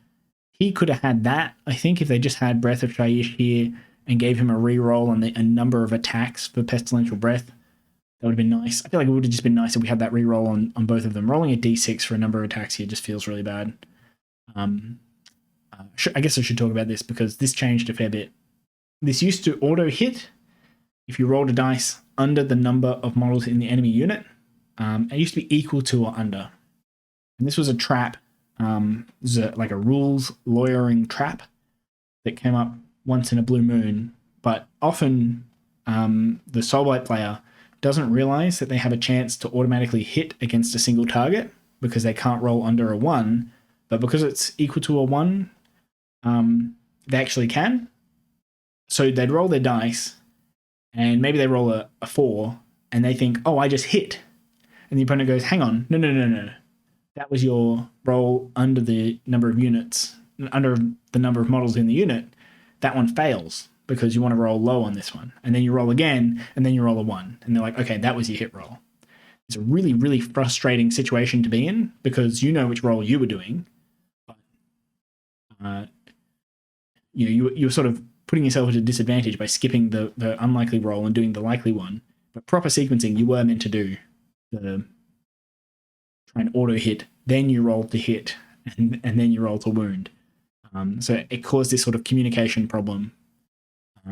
Again, not very often, but I've seen it come up. I've seen a lot of, especially people who are learning the army and that sort of thing, just have a few bad interactions because of it. Anyway, now it's D6 attacks. So you still have a frustrating thing where you have to roll and then roll to hit, but now it's not confusing. So D6 attacks, range 12, it went up from 9. This is a big difference, especially in Legion of Night. I think the zombie dragon has the 12-inch range breath weapon attack on all the versions of it. You can teleport to 9 away in Legion of Night. So having 12 inches range means you can teleport and shoot, which is quite good. They inverted some of the stats here. I think it used to wound on a 2-up, and it used to be on the damage table. So it's no longer in the damage table. It always works like this. D6 attacks, 3s and 3s, -1. This used to be -3. I don't know why it's -1 now. I liked that it was a high rend attack. But anyway, -1, but 3 damage. So it's a bit confusing in Age of Sigmar, but attacks and damage are statistically the same thing. You multiply your attacks by your damage. So it doesn't matter whether it's high attacks, low damage, or low damage, high attacks. The average will be the same. Generally, high attacks is a more reliable thing, and high damage is a more swingy thing. But on average, they tend towards the same. So this attack, I'd say, is still very swingy just because the attacks are random, but it's probably less swingy than before, where it was D6 damage on one attack. But like I said, we lost that mount trait to re-roll that. It sort of mitigated the randomness. Now it's back to being totally random how much damage this thing will do. And I think this is a lot worse. Chances are you're going to roll like a 3, and you'll hit with 2 of them, and you'll wound with 1 of them, and then they'll save it. Like this will do, on average, like nothing. So even if you're in like Legion of Night and you use the monstrous action to shoot them, and you unleash hell, you're still probably going to do nothing on average, which is unfortunate. It has the potential to spike if you roll the 6 and you roll a bunch of hits and all that stuff. But I don't see that happening. Technically, I think this is more damage because this would be like if we had 3 attacks before on D6 damage, rather than 1 attack on D6. But I think the lower rend and the worse to wound characteristic sort of make it a wash. So you get to use it more because it's got range, and every now and then it'll do a lot of damage. But I would treat it like it does very low damage. And I don't think, just looking through here, I don't think it has any bonuses from this part of the Warscroll. I feel like it could have had one. I feel like if it just had one, so you could reroll the attacks, or maybe if you could reroll the number of attacks against units that have more than 5 models or something. But well, I'm not super happy about the breath weapon. The melee weapons, so Blood Lance, 5 attacks, 3s and 3s, -2 damage. Just want to check the normal one. The normal one went up to -2. In the past, Vhordrai was good because he had higher rend. He had rend 2, whereas everyone else only had rend 1. But now I think he just has more attacks. He's got range 2. Did they put range 2 on the... They did! The Death Lance for the longest time was range 1, despite it being a massive, massive spear. So he's got a lot of attacks. Snapping Maw has 3 attacks, still hits on 4s. I was a bit sad when I saw this. I really thought at least the claws would go up to 3s and 3s. Especially now that we've lost Mannfred's +1 to hit and wound buff. These are so inconsistent. I've literally had my Vlozid fail to do any wounds Like, it happens all the time, and it happens because you can just roll a lot of 4-ups and miss a bunch. It's a really unreliable figure. We did get extra rend here. I think the wound here used to be... Oh, actually, I'm not sure. Maybe it was 2+, but I might be wrong there. It goes to a flat 3 damage instead of a d6. Again, I prefer that over the d6 damage. The ranges are all good now. 2, 3, 2. That's pretty good. Still 7 attacks on the dragon. It's actually a very similar profile to before for Vhordrai. He's a single casting wizard. He's a war master. Flying mount, Fist of Nagash. So this ability used to be a fight in the hero phase for another hero that wasn't Vhordrai. And I found this incredibly difficult to use. Theoretically, you could pair it with Nagash and make Nagash fight in the hero phase, or at least at some point you could. I think Nagash went through several changes, but at some point you could make Nagash fight twice. But then you're having to take like 1,000-point Nagash and a 500-point Vhordrai. Same thing if you take Vhordrai and another Vozard, or Vhordrai and Mannfred, or Vhordrai and Neferata. They're 2 very expensive units to like get the value out of it, and then chances are one of them is just going to die, and they like have to hang around each other. It was very hard to use that old fight in the hero phase command ability. So sort of glad to see it change maybe. Oh yeah, this ability is much nicer. I've just remembered what it is. Once per turn, if this unit is on the battlefield when a friendly Castellite Vampire unit gains an ability with the Might of the Crimson Keep battle trait, you can pick one other friendly Castellite Vampire unit wholly within 24 of this unit that has not already gained this ability and has not gained any other abilities with the Might of Crimson Keep battle trait in that turn. That unit gains the same ability. Okay. So, the way this works, one of your vampires anywhere on the board kills an enemy model. Vhordrai's spidey sense tingles, and he feels empowered. But not only does he feel empowered, but he feels generous, and he can give the empowerment to someone wholly within 24. Right? So yeah, you kill something anywhere, no range restriction. He picks a unit within 24, and they get the buff as though they had killed that thing. The thing that killed the thing also gets the buff. He doesn't take it away from them. You just get more buffs. I think this is really, really good if you're in Castellite, obviously. And there's a few specific combinations, like with the Skirgan True Blades, obviously with Blood Knights. Use it with Vargheists. Being able to buff your guys up before they fight is the whole problem with the Castellite battle trait. The big issue is you go in and fight and you kill a bunch of their stuff, then you get the buff, and then your guy dies. Your unit that got the buff. This is a way to like get ahead of that, right? You can have a unit that deals some damage and then dies.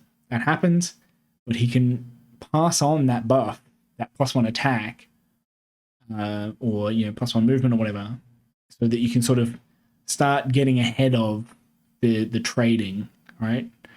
And it in general is just free buffs over time. So I think this is a really valuable ability, and I think it'll it's really flavorful and fun as well. Like, you just get to use your battle trait a whole bunch more. You get a whole bunch more buffs floating around. The fact it doesn't have a range on it, he just has to be on the battlefield, and then he can pick anything within 24 of him, which is quite big. I'm pretty sure he can pick himself. So it says, this is a tad confusing, I suppose, but it says pick one other friendly Castellite Vampire. I think when it says that, it means other than the one that got the buff in the first place. So once per turn, if this unit is on the battlefield, when a friendly Castellite Vampire unit gains an ability with the Might of the Crimson Keep battle trait, you pick one friendly Castellite Vampire unit other than the initial one that got the ability, not other than Vhordrai, to get the buff. So I'm pretty sure he can have the buff himself. If something else goes off and kills a model, Vhordrai can put the buff on himself. if Vhordrai kills a model, he does have to use this ability to give it to somebody else. But that's fine.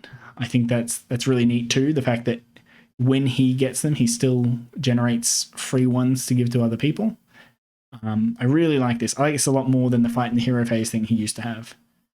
I think that's a lot of fun.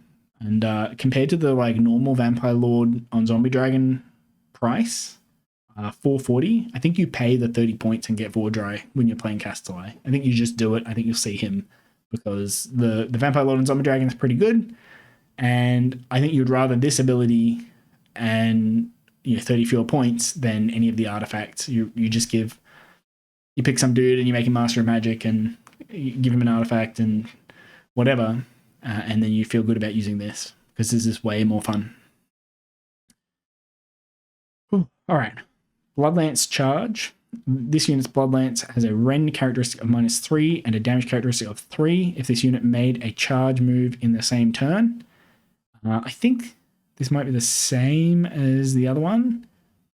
Deathlance Charge, -3 and 3, so it's the same now. Like I said before, Vhordrai used to have more rend than the other one, but now they've got the same rend. He's just got more attacks.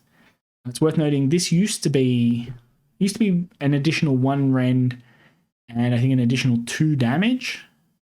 So it used to have 4 damage on the charge. Now it's only 3 damage, but I think that's okay. Still only 3 attacks on the Vampire Lord. I think that the extra rend most of the time, I think it's about the same. I did like the 4 damage on the charge. You could spike it a bit, but probably more of the more consistent damage is okay too. For Vhordrai, I think it's just straight worse because I think he always had the rend too. So he's not getting much better. In fact, I think this is probably a fair bit worse for him. But well, he did get the new hunger. Everyone gets the new hunger. This would be really, really good for the Vlozid wheel for having 16 wounds and a 3-up save. I think healing up to 6 in a turn is really big. It'll make these things a real nuisance to deal with, and it'll make them a lot tougher than they look. Terror. Enemy units cannot receive the Inspiring Presence command while they are within 3 of any friendly units with this ability. That's really nice just to have generically. You can be quite thoughtful about which thing he's going to charge into, and you can deal quite a lot of damage. He's a pretty punchy dude. And you can sort of make sure that they're going to have a fair number of models fleeing because of it. So I think it's a really simple ability, but also much better than it sort of the small amount of text here suggests. This is actually quite powerful. Quick Blood. Quick Blood is a spell that has a casting value of 7. If successfully cast, the Strike First effect applies to the caster until your next hero phase. I like this. I like this version of it. The problem with the other ones, with like Mannfred's one, Mannfred only gets the Strike First if he charges. So, you have that issue where you charge in your turn, you strike first, then they fight you, you take damage, then it's their turn, then they strike first and kill Mannfred. With this, you cast Quick Blood, you charge in, you deal a bunch of damage, they do some damage to you. In their turn, if you're still in combat, you strike first again and heal up a bunch of wounds, and then they fight it again, and sort of you're mitigating damage every single time. And I think that's a much better way to do it. Like the consistent always fights first. Obviously, that's because this guy is the most fighty character in the whole book. But I think that'll make him like surprisingly difficult to deal with, because this thing doesn't tell you really how many wounds he's going to have when he's doing 6 damage a turn. Like, he may as well have 22 wounds, or maybe 28 wounds if you get 2 turns worth of it. I think people are going to underestimate how good the new hunger is, and something like Quick Blood pushes that really, really far. There is one downside. Quick Blood, used to be +1 to hit and wound. I think it used to cast on an 8 as well, which is unfortunate because he doesn't have any casting bonuses. It got a bit easier to cast, but yeah, no more +1 to hit and wound. So Mannfred doesn't have +1 to hit and wound. The Vengorian Lord doesn't do +1 to wound. Vargheists don't do +1 to wound. Quickblow doesn't do +1 to hit and wound. It's just sort of gone everywhere. So you're really stuck hitting on these fords. Maybe you have to use all-out attack, which feels really bad because you want to stack your save to make the most out of things like the hunger. But hitting on fours is horrible. So I think that might be the Achilles heel for both this Warscroll and the next one. And maybe even for Mannfred, because Mannfred, although he does hit on 3s, it used to be 2s and 2s, but he's lost that. And it's hard to account for losing that bonus to hit and wound on so many things in the army. And yeah, this guy's expensive, 490 points. And he's not going to do as much damage as like a Maw-Crusher. Maw-Crusher's about the same points. So yeah, I don't know. You really have to make use of getting this buff and making enemy units run away and using the hunger to heal a lot, so he's a lot more durable than he looks. I think you can get there. I think you can make the value out of him. I think you can make 490 points. You can get 490 points. But yeah, that hitting on 4s feels really bad, I gotta say. All right, Vampire Lord on Zombie Dragon. Very, very similar to Vhordrai.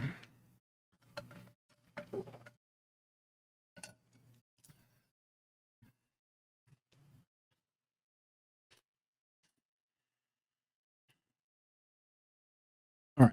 Oh, something I haven't mentioned about the hunger. It'll come up here. The hunger doesn't proc off spells. I really wish it did. Only works when it fights. But Curse of Exsanguination, this is a spell that makes people burst into blood. Feels like the kind of spell that you should be able to use the hunger to benefit from. The really egregious one later in the book, I think it's the Bloodseeker Palanquin. So I'll talk a bit more about that when we get to that. So, same wheel, went up to 16 wounds. Pestilential Breath is exactly the same as on Vhordrai. The Death Lance is the same as on Vhordrai, but has 2 fewer attacks. And it has the same bonus on the charge as well. It goes to -3 and 3 damage. I think actually there's a good chance that you take the sword now. The sword used to be, I think, 4 attacks, 3s and 3s, -1, D3 damage. Now it's got another attack. It wounds on a 2-up, so it's slightly better on the wounding. It does drop a rend, which is pretty important, actually. And it has a flat, consistent 2 damage and doesn't get any bonus on the charge. Because of things like the hunger, you might find your Vampire Lord actually gets bogged down in combat and sticks around for a long time. So that charge bonus, I think, is going to be less useful than it looks, especially on 3 attacks. It's not changing that much. And I want to compare to, I think this is a Varangard profile. The Death Lance is about the same as the Fell Spear on Varangard, except instead of getting bonuses to wound, it gets like a bonus damage or something on the charge. This is not that much damage, right? This profile is not that much damage for a Vampire Lord on Zombie Dragon for a 440 point model. Having 3 attacks is really low. I guess you get 4 attacks if you're in Legion of Blood. So Legion of Blood, Vampire Lords probably almost always want the Death Lance, but these 2 are close enough now that you might decide to take the sword. Generally, I think Rend is better, but winning on a 2-up is nice. You go to 2s and 2s with an all-out attack. Yeah, the more sort of consistent damage, I think, might be beneficial for the hunger. So we might actually see some people trying out the sword. Worth noting, because that was never an option before. Snapping Maw. Range 3 attacks, 4s and 3s, -3, 3 damage. This is the same as here, yep. So it went up a rend from before, important to note. Good that we got more rend in the book in general. Like Mannfred has more rend. The Vampire Lord on Zombie Dragon has more rend. We'll see later the Blood Knights have a bit more rend. The Black Knights do more mortal wounds. So sort of good options there. He's a single caster. He's got Fly, the Hunger, the Deathlance Charge. He also has the Terror ability. That's not just Vhordrai. That's all the zombie dragons, even the ones without the mount, have this Terror ability. And they have the Curse of Exsanguination spell. Curse of Exsanguination is a spell that has a casting value of 7, a range of 18. If successfully cast, pick one enemy unit within range invisible to the caster. That unit suffers 1 mortal wound. If the mortal wound is allocated to that model and is not slain by that mortal wound, roll a dice, and on a 3-up, they take another one, and you keep doing it until they die or until they pass a ward save and negate your wound. This used to be exactly the same, but I think worked on a 4-up. Changing it to a 3-up improves it considerably because it's what you're really hoping for is a big chain of getting them in a row, and it gets sort of exponentially better. If it went to a 2-up, then it would be as good as the Phosphite Bomblets in the KO book, which is actually a really powerful artifact. So I think a 3-up, this might actually be worth casting. I do note that it's really sad that it stops working once they roll a successful ward save. Just means a lot of targets will just sort of counter this spell accidentally. Especially targets that you want to kill, like a hero, you want to really blast them with a bunch of mortal wounds and just kill them in one go. They're going to be the kind of people who can prevent you doing that. I do like the improvement though. I think a 3-up is probably where it needs to be. But yeah, this feels empty, right? We're paying 440 points and we don't have the mount trade anymore. We got worse damage but better rend on the lance. We can't use Mannfred to hit and wound better. We've got a better rend on the more attack. I'm not sure if you want one of these outside of Legion of Blood. In Blood, I think he's quite good because all your attacks go up by 1, so it affects the mount. And you've got Ethereal Amulet, so you're always on a 3-up. But I'm not sure you take one in Virkos or Knight. You might take one in Castellai. But I think if you're in Castellai, you just take Vhordrai instead. Maybe you take one in Vengorian, just because it's a monster in the book, and it's better than the one without the Vampire Lord on it.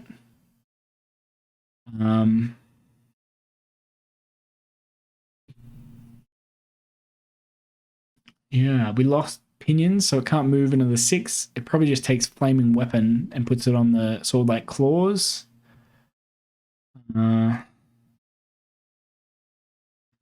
Yeah, I don't know. I think it's going to come down to this. This ability, like I keep saying, this is a lot of wounds to heal in a turn. 6 is a big jump. So it's plausible that these guys are going to be a lot more durable than they look. And this is a much better ability than these, 4 lines of text make it look. I think it depends on the artifacts. Because I guess in Legion of Night, this thing can teleport as well. And it can charge in the enemy charge phase. So you can sort of teleport it behind your troops. It can fly off and it does sort of enough damage that it can kill an enemy screen and then in the enemy's turn use a heroic action to teleport back behind your lines. So it's sort of fast enough to get there, strong enough to kill it, and then has the ability to teleport back. So I think, yeah, and with Terror, even if you do like 6 wounds to a 10 wound screen, you've got a good chance that like if you just like whiff your attacks and fail to get there, you'll be able to pick up the last 2 because they can't Inspiring Presence the Battle Shock. I think in practice these guys are actually going to be really good. I think this looks bare, but all the other stuff in everything in the sub-faction section of the book makes these guys way, way better than this Warscroll says. The Warscroll's not that good, but things like Ethereal Amulet are really, really powerful. And I think they'll make these guys much better than they are.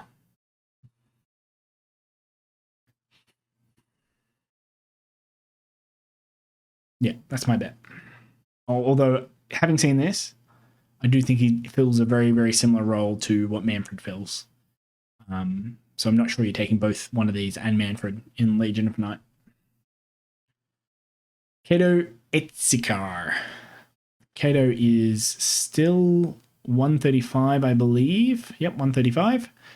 I really like the design philosophy on this guy, where he's sort of good at everything, but he only picks one thing at a time to be good at. I'm pretty sure he is exactly the same as before. If I remember right, he had this 5 attacks, 3s and 3s minus 2 damage. It's quite good for 135 points.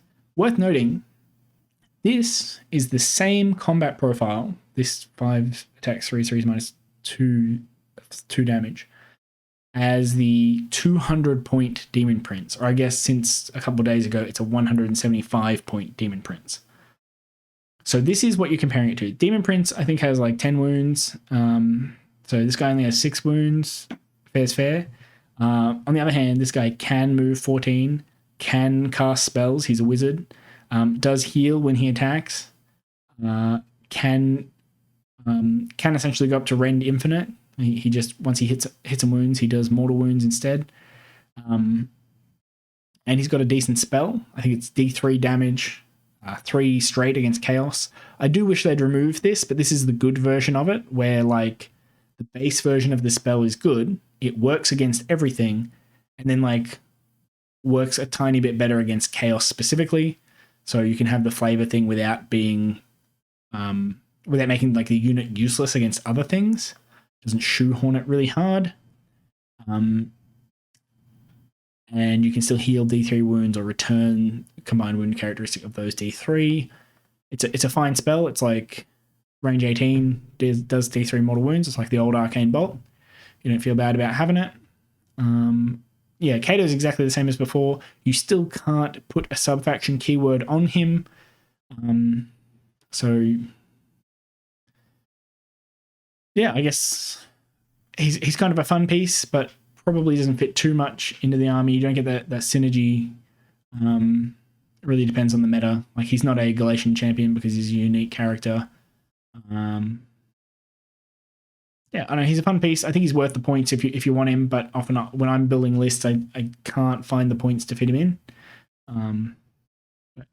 With the Lore of the Vampires being a little bit better, the fact that he's a wizard that can add 1 to his casting rolls is a bit more relevant as well. Yeah, I like Cado. I think he's pretty good. The Vampire Lord. This is a big deal. This is a key, like a cornerstone warscroll in the book, where the Soulblight Gravelords.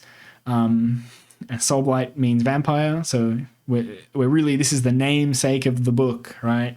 This is the Soulblight Gravelord of the book. This is the Vampire Lord, so it should be quite good.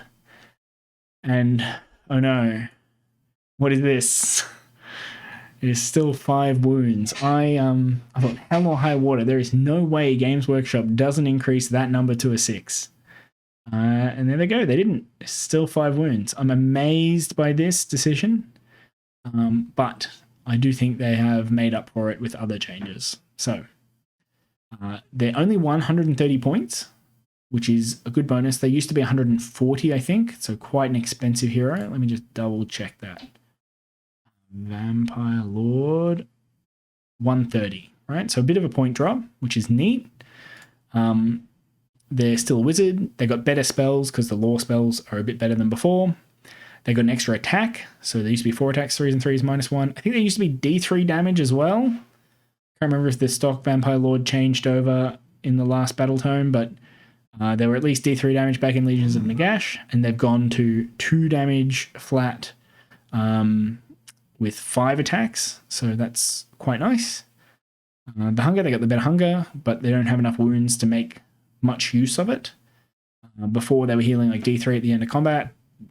You know, it's very unlikely that you're going to be healing more than like a handful of wounds, I think, with this ability. So not a big change for the small characters. Mostly the new hunger is good on the big characters. Crimson Feast. So this used to be the command ability for +1 attack. It used to be real janky where you'd use it in the combat phase, anytime in the combat phase, and it lasts till your next hero phase. So you would do weird stuff like at the end of your turn, during the combat phase, you use this command ability on a dude that's not in combat, just so when it comes around to next turn, your opponent can't roar and stop you getting the +1 attack and stuff like that. But they've sort of fixed all that because it's no longer a command ability. Now, once per turn at the start of your combat phase, or start of the combat phase, sorry, you can pick one friendly Soulblight Gravelords summonable unit wholly within 12 of this unit and add 1 to the attack's characteristic of that unit's melee weapons until the end of that phase. The same unit cannot benefit from this ability more than once per phase.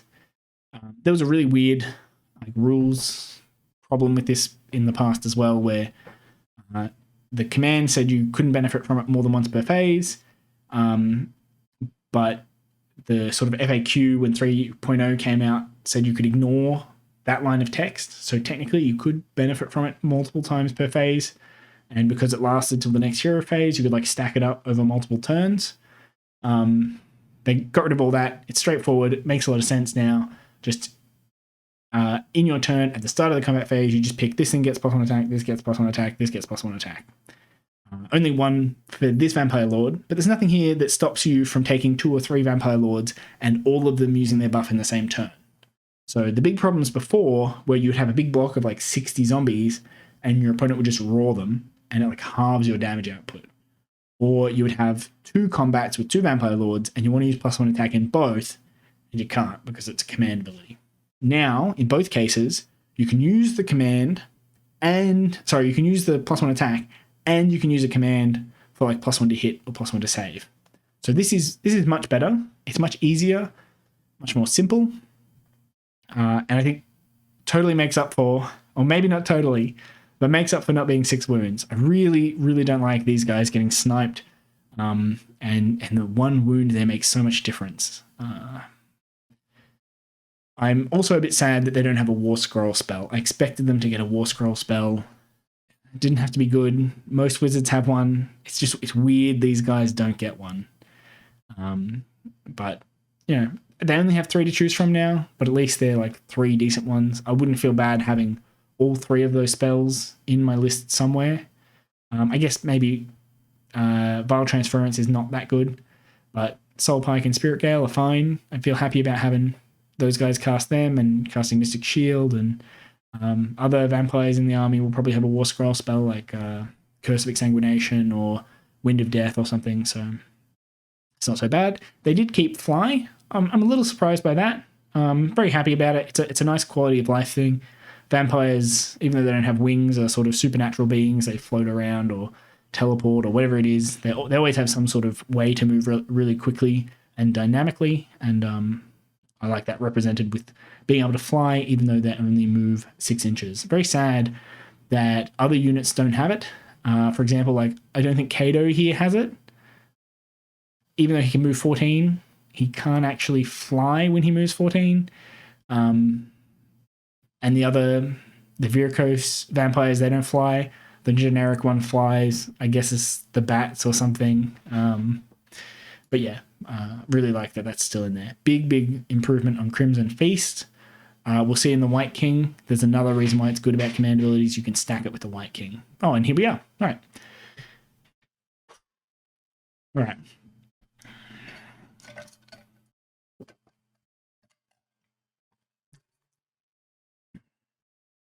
Wight King, 5 attacks, 3s and 3s, -1, 2 damage. So they got an extra attack. That's good. 4-inch move, 5 wounds, 3 up save, 10 bravery. I think that's what they had before. I'm also a bit sad that the foot Wight King didn't go up to 6. A very big thing to notice straight off the bat, summonable. All right, Wight Kings are summonable.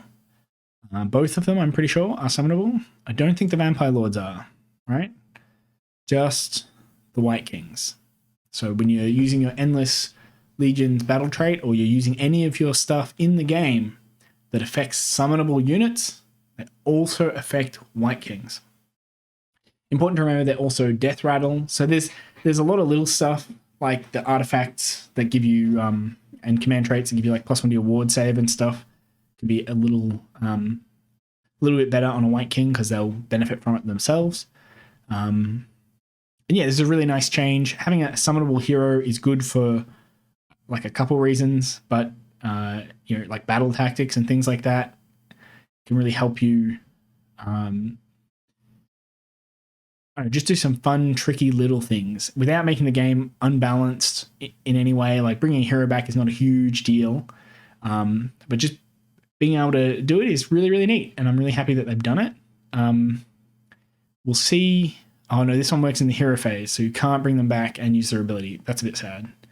All right, I guess we just go through it. Beheading Strike.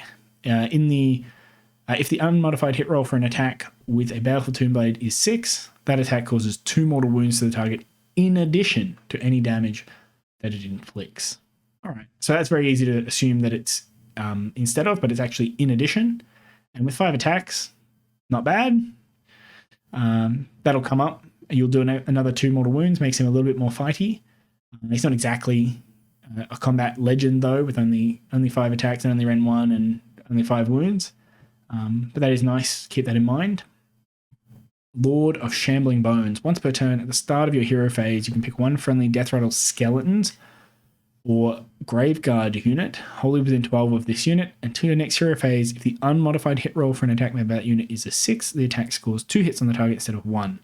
Make a wounded save roll for each hit. Okay, so this non-bows with Belladamma, but I think you sort of just take them in different lists. You take in Vhordrai, you just take Belladamma and your Graveguard, get the 6s, exploding 6s from her. In Legion of Night, you take a Wight King and you give your Graveguard exploding 6s with the Wight King.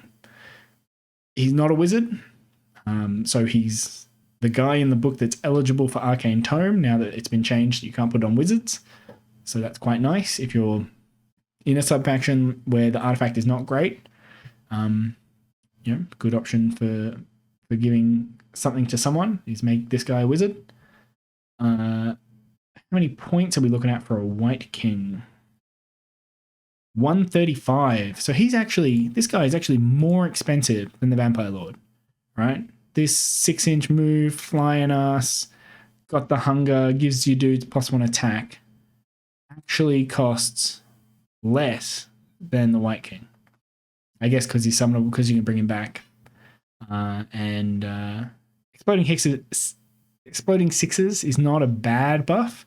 This is equivalent to +1 to hit, right? If you imagine you've got a 1 in 6 chance to score another hit, that's exactly what +1 to hit does. It's just that you can stack it with +1 to hit.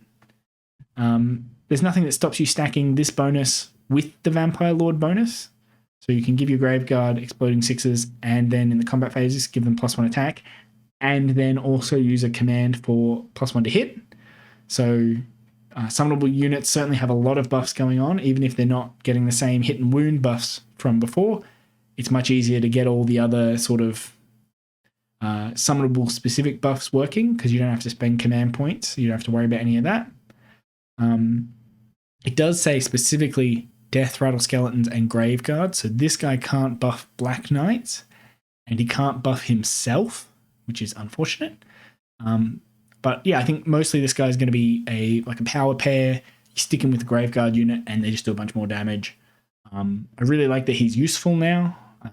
I think you'll actually see people take one. The fact that he's sort of got like the old Kritza ability essentially by default. Once he dies, there's a chance you can bring him back. It is unfortunate that you can't bring him back and then use his ability. If he was a Vampire Lord, right, because this works in the combat phase, you'd be able to use the ability on the same time you bring him back. This one, unfortunately, you have to use it in the hero phase. But it does last till your next hero phase. I really like this. I like that he's useful. I like that you might take one every now and then. I think his profile is fine. For 135 points, the fact that he's summonable, I think you'll see him every now and then. I think people might actually take this guy. He's not overpowered or anything. It's a good bonus if you got a lot of Graveguard, especially. or the new Skeleton Warriors might actually do a bit of damage if you buff them right. And the fact that you can't be roared out of +1 attack, I think maybe altogether makes these things actually pretty useful. Hello, Dean from the future here. I just wanted to make a note. I don't think I explained how cool it is that this hero is summonable.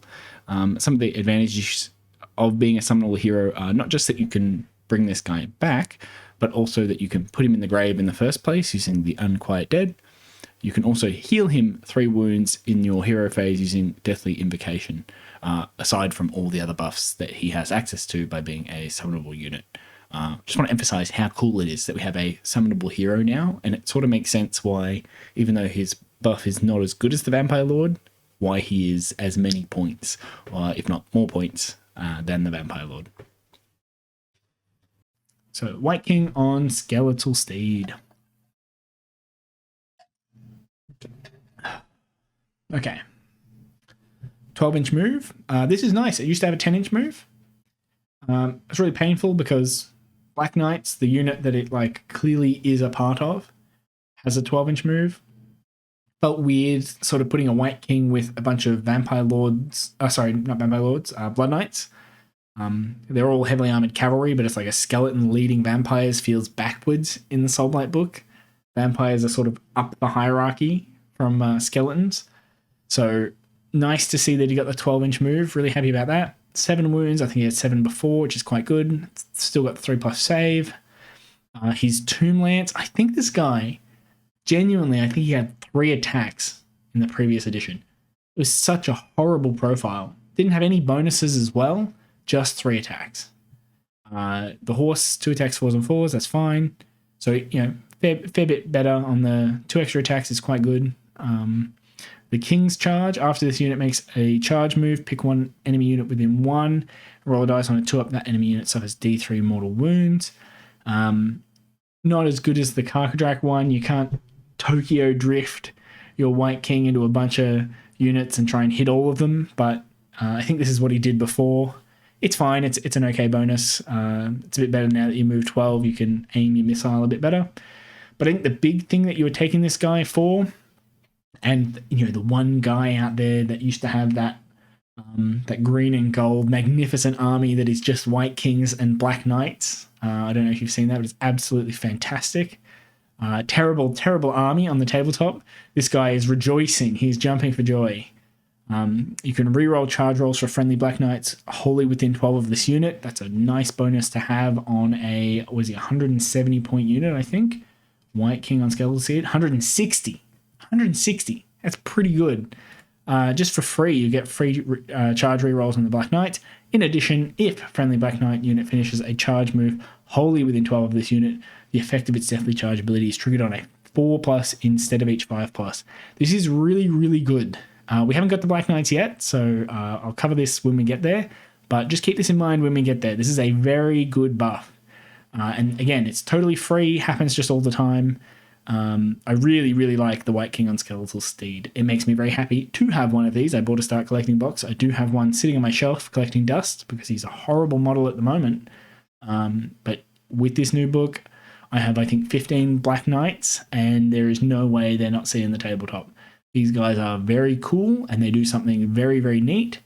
And yeah, I'm very excited to paint him up and get him fighting. All right. Necromancer. Okay. The Necromancer, I think the biggest thing to note about this guy is that he got cheaper. He got a lot cheaper. He's now 90 points. Okay. 90 is a huge change. I think he was 135 previously. Might have got a bit cheaper towards the end, but wasn't 90. He is one of the cheapest wizards in the game. 90 points just for a wizard is good. He's not just 90 points for a wizard, though. He's 90 points for a wizard that knows one of the 3 decent lore spells. You know, one of them is a Fight Last spell within 12 that goes up to 24 with the 9+. One of them is -1 to wound and damage that you can put on 2 units. I think it's got range 18. You can put on 2 units if you get the 9 up. And I think the other one is -1 attack And if you get the 9 up, it goes to -2 attacks. So very, very good lore spells for the Necromancer. Also, very good Warscroll spell. This might not be as good as it was in the past. It's sort of hard to tell. I think certainly when you see the Skeleton Warscroll and the Zombie Warscroll, this is much worse. But I kind of like that. I like that you can take 2 or 3 Necromancers just because they cost 90 points, and you can use them actually to cast the lore spells. So I'm pretty happy about just having a cheap wizard. I expect that he'll go up over time, but I'm going to be really excited playing Legion of Night and taking Morbeg's Claw and having like 3 Necromancers. I'm going to have a good time with that. So, what else does he do other than casting a spell? Interesting. Yeah, okay.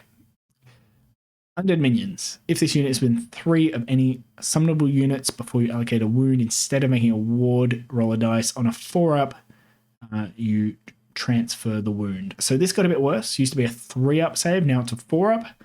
But that's fine, because in the past, I really, really wanted my Necromancer to not die, because he was really expensive.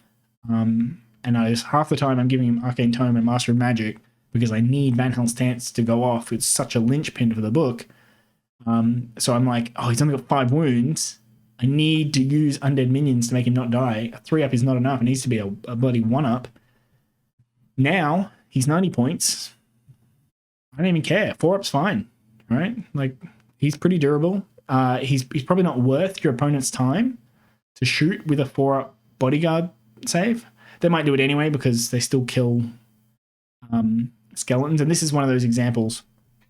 The skeletons standing next to the Necromancer take more damage when you shoot the Necromancer than if you shoot at the skeletons. The reason for this is if you shoot at the Necromancer, he only has a 6-up save, so he fails his save more often, so you take more wounds. And then when you transfer the wound, you don't get the ward as well, because this is instead of making a ward roll. So I'm pretty sure what this means is these skeletons essentially just have a 6-up save and no ward when they get transferred wounds by this effect. So if you want to deal damage to the skeletons, you're better off shooting the Necromancer. I mean, I know half of them are going to end up in the Necromancer, but you will deal more damage with those attacks than if you just shot the skeletons. It's frustrating and confusing, and I think bodyguard effects need to sort themselves out so that really it should just change where you take the armor save so that it's much clearer. But this sort of thing, it doesn't make a huge difference. I just think I think people get really confused. I don't know why they have such an aversion to taking the bodyguard and then the ward roll as well. Obviously, like, you get the ward anyway if you didn't take the bodyguard. So, like, just sort of confusing. They, for some reason, see transferring a wound as negating a wound, which it isn't. It's a very different thing. Anyway, Van Hels's Dance changed a fair bit. Before, you would buff a unit and it would be able to be picked to fight twice until your next hero phase. Now, you pick a unit within 18. I think its range was 18 before. I think 6 was the casting value before. If successfully cast, pick 1 friendly Soulblight Gravelords summonable unit wholly within range, visible to the caster, and within 3 of enemy units, that unit can fight immediately. So instead of being a buff that lasts the whole phase, you just pick something that's currently in range of an enemy unit and you just fight with it. It's not as powerful, I think, but one thing is that the combination with Skeleton Warriors changed a fair bit. They don't heal when they activate now. They just heal at the start of the combat phase. So giving them extra activations doesn't help them. The zombies, you can see on this page, they're a lot less fighty. Their attacks do a lot less damage. So having them fight is also not that important. It's mostly just Graveguard. And if your Graveguard are in combat with something at the start of your hero phase, that means your opponent's probably charged them, and probably almost all of them are dead. So I would view this ability as not very good, just because of the mechanics of the rest of the game. There's no real summonable unit that should be in combat with the enemy at the start of your hero phase that is going to do a lot of damage. I do think probably still the best target is going to be Skeleton Warriors because they're quite durable. They are the thing most likely to still be alive at the start of your combat, start of your hero phase. With the extra rend, they might do more damage, but unfortunately, Skeleton Warriors are going to be depending on the Vampire Lord's buff. The Vampire Lord's buff happens at the start of the combat phase. So when you're fighting in the hero phase with the Necromancer, you're not doing a ton of damage because you're only on one attack, right? You won't have the buff from Mannfred or anything either. You can get the Wight King buff because that happens in the hero phase. This happens at the start of your hero phase, so it will happen before Van Hell's Dance. Maybe this is an argument to take the Shield Graveguard now because they'll be able to take a hit and you might not do more damage just in the swing back with the Graveguard, but maybe with the swing back and with Van Hell's Dance, you'll sort of come out on top compared to having the great weapons. I'm not sure. But in general, I think Van Hell's Dance is much worse, but the Necromancer being 90 points, I think is a really, really big improvement. Right, 1 second. All right, so I guess let's move on to the Deadwalker zombies. Zombies changed a fair bit from before. Mainly, they lost their ability to do mortals on a 6 to hit. I guess mainly they lost their 6-inch pylon as well. Zombies are very, very different to before. They still move 4. They still have 1 wound. I think they might have had nil save before, so I think this is technically an improvement to their save. But most things have ran -1, so mostly this is going to be the same. I guess you can buff it. You can use all that defense to try and keep your 6 up. Now they have 2 attacks instead of 1, and they hit on 5s and wound on 4s. I think they used to wound on 5s. They still have no random do 1 damage. Drag down and torn apart. Roll a die each time a model in this unit is slain by an attack made with a melee weapon. On a 5+, the attacking unit suffers 1 mortal wound. So, different to before, where they were doing mortal wounds by attacking. Now they do mortal wounds by dying. I know if you're someone who, maybe if you had that big 200 zombie list, this might not look good to you. Maybe it does look good to you. 20-man zombie unit. Zombies are 115 points for 20. Ends up doing like 6 mortal wounds on average to whatever attacks it in melee. To me, that's quite a lot of wounds. And it means that it's much harder to deal with zombies. Before, if you were smart and you alpha struck them, you could take out most of the zombies and really not take much damage in return. But now, if you've got a screen of zombies or something, it just costs you damage, costs you taking damage to clear that screen with a melee unit. So I think this is a role, this is a thing that we don't have in the army at the moment. And actually, I really like that they've done this. So having a couple units of 20 zombies to just screen and mill about in front of your troops, you don't feel so bad about your opponent just coming in and smashing them to bits. Even just summoning them in annoying places. When they die, you return them in an annoying place. Just so when your opponent deals with them, they just take a bunch of damage when they do it, right? Being able to heal them, bring them back, cause your opponent to take more and more wounds. All right, if you have a big 60 block of skeletons, your opponent is meant to take like 20 mortal wounds on average if they kill it with melee weapons, and then you bring it back with as a block of 30, and they take another sort of 10 mortal wounds. 30 mortal wounds is a lot, right? Like that's a lot of damage output, and I think that big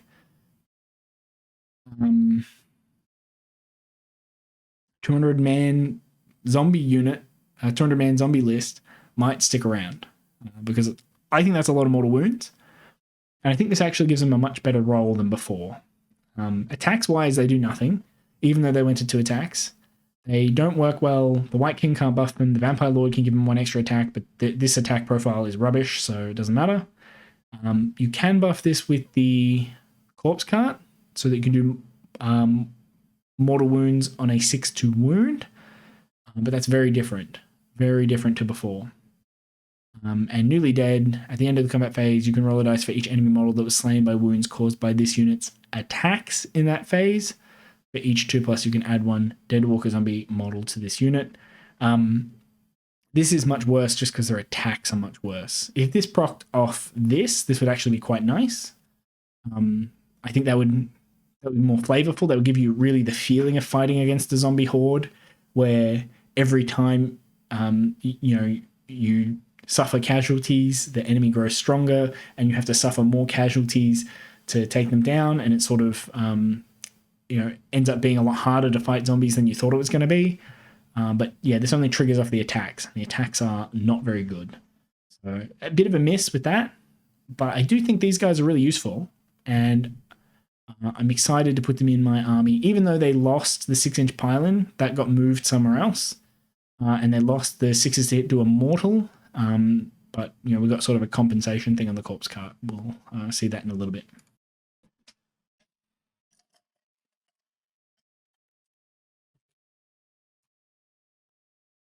All right.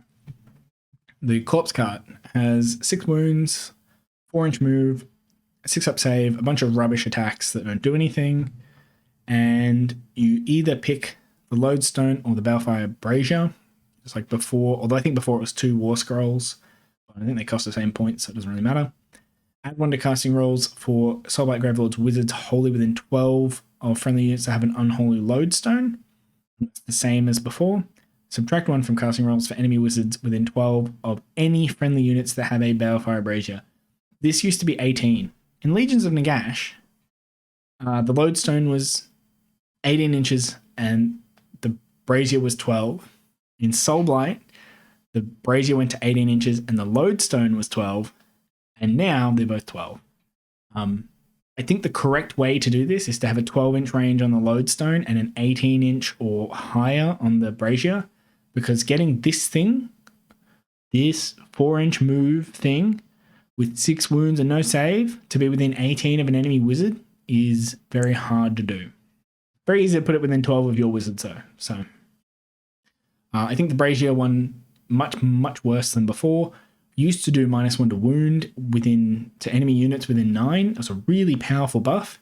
Often made the corpse cart like enemy number 1 from your opponent's sort of charge effects or shooting or anything like that. This thing would die really, really quickly because -1 to wound is huge. And you could put it behind your troops so they can't just like charge and kill it straight away. That's gone. This is not a good effect. I think you're basically always picking the lodestone because we lost the other casting bonus, the Vargheists one. This is the only one in the book. I don't think the Mortis Engine gives it to you anymore either.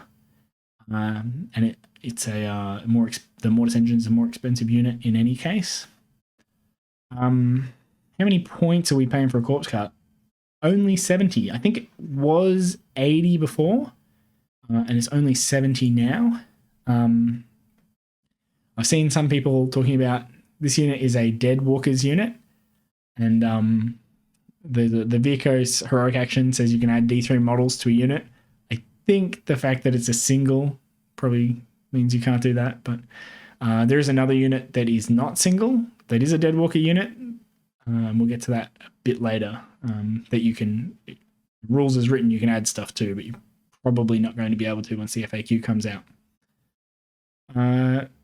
The real reason I think a lot of people are interested in the corpse cart is because of this locus of undeath. If the unmodified wound roll for an attack made by a friendly Deadwalker zombies unit wholly within 12 of any friendly units with this ability is 6, that attack causes 1 mortal wound to the target in addition to any damage it inflicts. Okay, so in the past, zombies had 1 attack and they would do mortal on a hit roll of 6, not in addition, they would just do a mortal instead. This is on a wound roll, not on a hit roll. So zombies have to hit on their 5-up roll first before you even get a chance of the wound roll. So the old one being on a hit roll, you had a 1 in 6 chance, of getting a mortal wound. The new one, if you just have a Deadwalker zombie next to a corpse cart, per attack, you have, I guess, a third of that. So a 1 in 18 chance of getting a mortal wound, because you have to get the 1 in 3 chance to hit, and then you have to roll the 6 as well. To be fair, you have 2 attacks, so if you want to look at it as sort of like pretty close to 1 in 9 compared to the old 1 in 6, you could do that. It's maybe inadvisable to think that way, but if you have +1 to hit, then it goes up to a 4 up to hit, so you're going to hit one of your 2 attacks, and then you've got 1 roll to wound. So on a 6 to wound, you do the mortal wound, and that actually brings you up to on par with the old zombies that used to do it without the corpse cart. So can you make the zombies do a bunch of damage with their attacks? Not really. If you put the corpse cart with them and you use the Vampire Lord and you're trying to use Van Hels's Dance and stuff,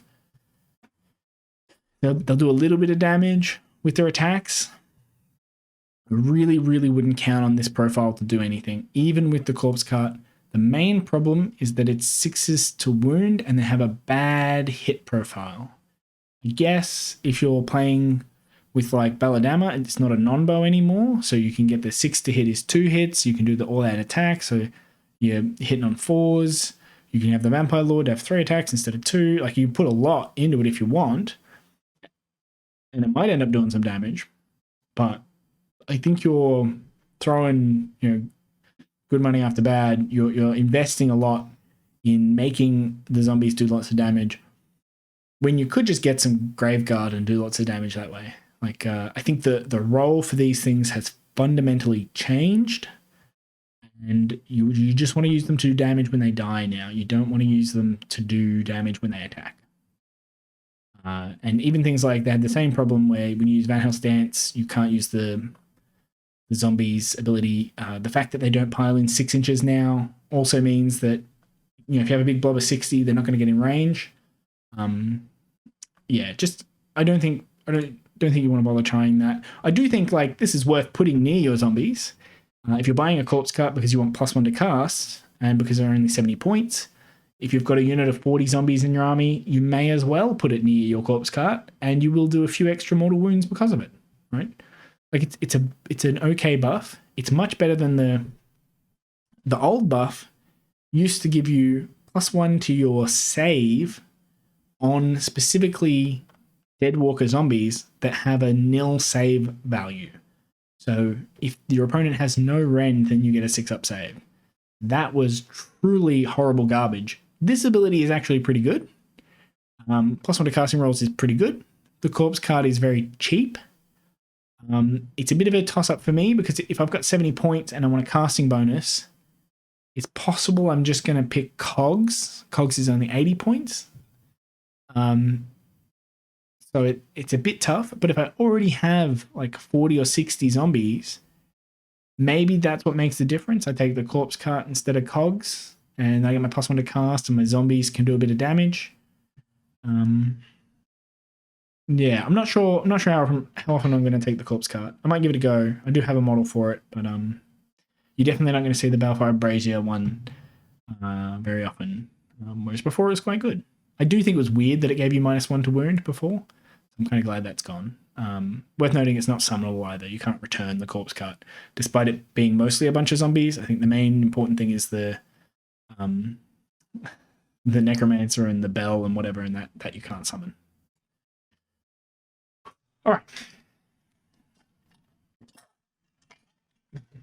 Sorry about that. Deathrattle Skeletons. This is a big Warscroll for the book. They were actually pretty good before. Just to confuse us, they've changed their weapons from 3s and 4s to 4s and 3s. This is a better change because it's harder to get +1 to wound than it is to get +1 to hit. So this is an improvement on their attack profile. They still move 4, still have 1 wound, still have a 5-up save. They're 85 points for 10, so they got a little bit more expensive.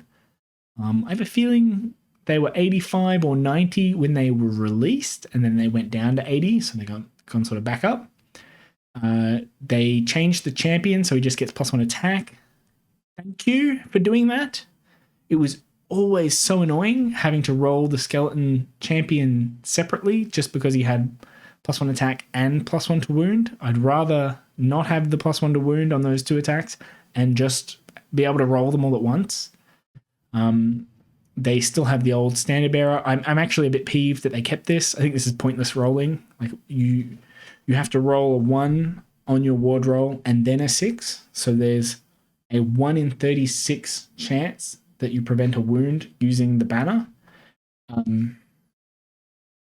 Like points wise, it's worth, I guess, like 2 points or something. When you factor in how much the unit that has it costs and how many wounds it'll prevent, it's worth almost nothing. Really don't like this. They could have given you almost any other effect. They could have just given us +1 bravery and it would have been fine. I guess maybe on Blood Knights you'd have to have a different effect or something.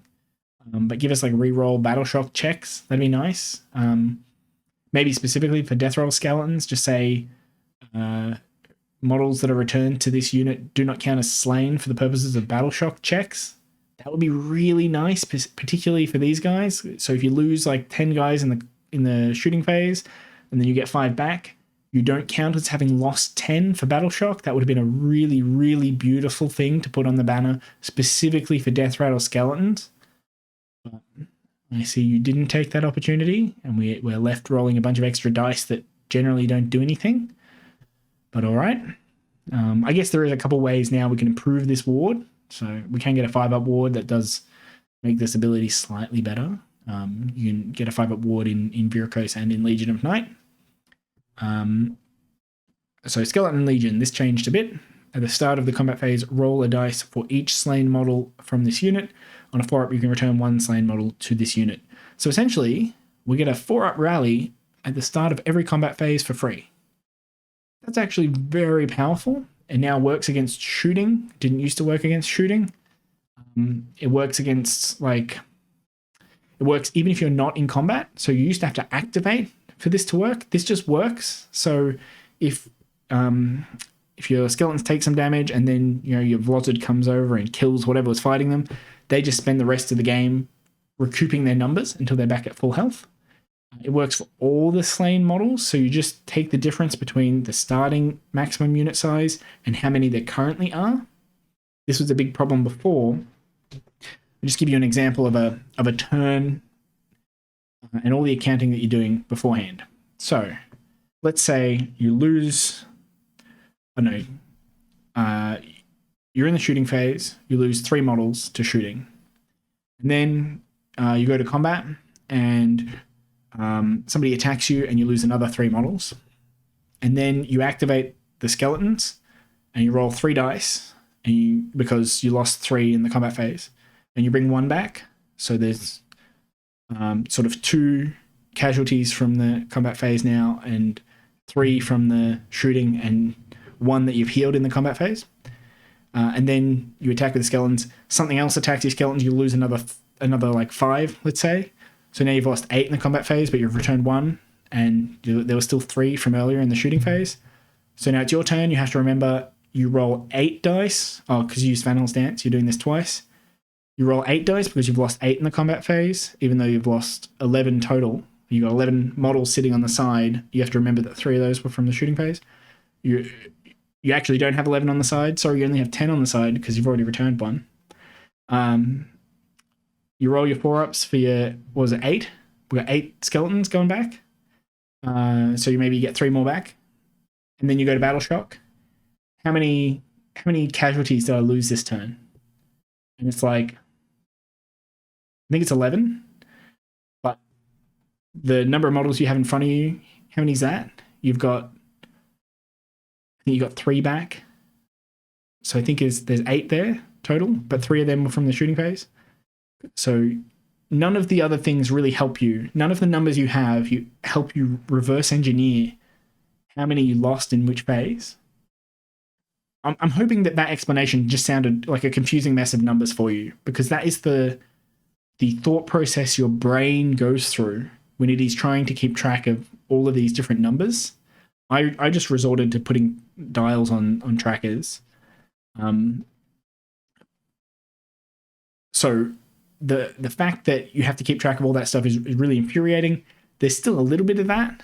It's just that now you never have to keep track of how many died in what phase for the Skeleton Legion ability. You just count how many are in the unit versus how many there were at the start of the game, and you roll that many dice, just the same as Rally. So it's 2 fixed points. It's one that you can see and one that is on your list. You don't have to remember that. You do have to remember how many models you lost, and then like how many you returned, because the returned ones still count as being slain for Battle Shock. That's part of the reason it would be nice for this banner to make it so that they don't count the returned ones as slain for Battle Shock, just so you don't have to remember it. You can just check how many are currently in the unit compared to how many were there at the start of the turn, or how many casualties you've got in your pile for that turn. You still have to do a bit of accounting, a bit of remembering, but this is much nicer. It's much more elegant, I think. And you don't have the combination with the old Van Hells. I know that was a neat little trick, being able to Van Hells dance and use it on these guys twice. But I think this is more powerful. This feels better to me. I'm going to take a block of 30 or 2 blocks of 30 Skeleton Warriors for sure. You're very excited to be using this. I like that they heal when they're not in combat. They're just sort of, over time, they come back. I like that it works against everything. So like you can use, what's it called? Damned terrain at the start of the turn or something like that. And you can heal that back later. Although they also moved the timing on Deathly Invocation. So you can use damned terrain and then heal it back using Deathly Invocation. So some sort of nice bonuses just in general with Deathrattle Skeletons. This as well, we didn't have this before. Improve the rend characteristic of this unit's melee weapons by 1 if the number of models in this unit is greater than the number of models in the target unit. Not always the case, but very often the case, and generally the case when you care about it. Right? If you only have 10 skeletons and you don't really care, you've got like 1 attack each, whatever. But if you have 30 skeletons, then you probably also have a Vampire Lord to buff them, and you probably also have a Wight King, or not probably also, but maybe also have a Wight King or Mannfred or something, so you're getting more attacks or more better hit rolls and that sort of stuff. So the rend is much more important when you have enough of them to bother buffing them. So yeah, I kind of like this. I think this makes them viable as dealing a bit of damage, especially if you can use like Mannfred or the Vampire Lord to give them an extra attack. And yeah, you can't be roared out of that attack. I like it. They do get dogpiled more easily than before. So before, if you had 2 enemy units would charge a unit of Skeleton Warriors, one of them would activate, the Skeleton Warriors would activate and get a whole bunch of models back, then the other one would activate and they'd probably survive it, but then they all run to Battle Shock. Now, if the unit gets wiped out in a turn, they get wiped out. They don't get models back halfway through the combat phase. But in return, like, now they heal after they get shot, right? So your opponent can shoot the skeletons down to 1 model and you'll get like 15 skeletons come back, and then we're going to the combat phase. So it makes them more resistant to shooting and actually less resistant to like a focus fire type of coordinated melee attack. I think that's more thematic. I think it works better. I think rules-wise, it's a nicer mechanic. There's less accounting going on, and in general, I like this, I think, a lot more. Even though it's a lot simpler and a lot more basic, I think I like it a lot. Actually, I think the simplicity is the thing I like about it. Even if it has some sort of technical downsides to the previous ability. The Sepulchral Guard, I'm going to cover that in a different video. I'm going to do all the Cursed City and all the like Warcry stuff and all the other, what I think are not the main Warscrolls for the army, in a different video. Alright, just need a break for 1 second.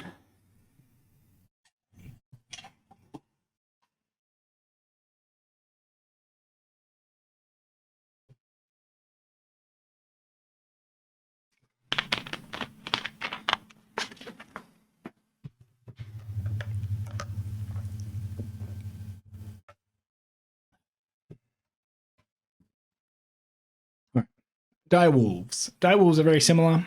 They still have 2 wounds, 5 up save, move 10. They got 1 inch range, 2 attacks, 4s and 4s, just like before. No rend, 1 damage, all normal. Still have a Doom Wolf who gets an extra attack. But this has changed. They used to have +1 to hit and wound on the charge. And this used to really annoy me because you could give them +1 to hit and wound with Mannfred. So it would be sort of an overlap.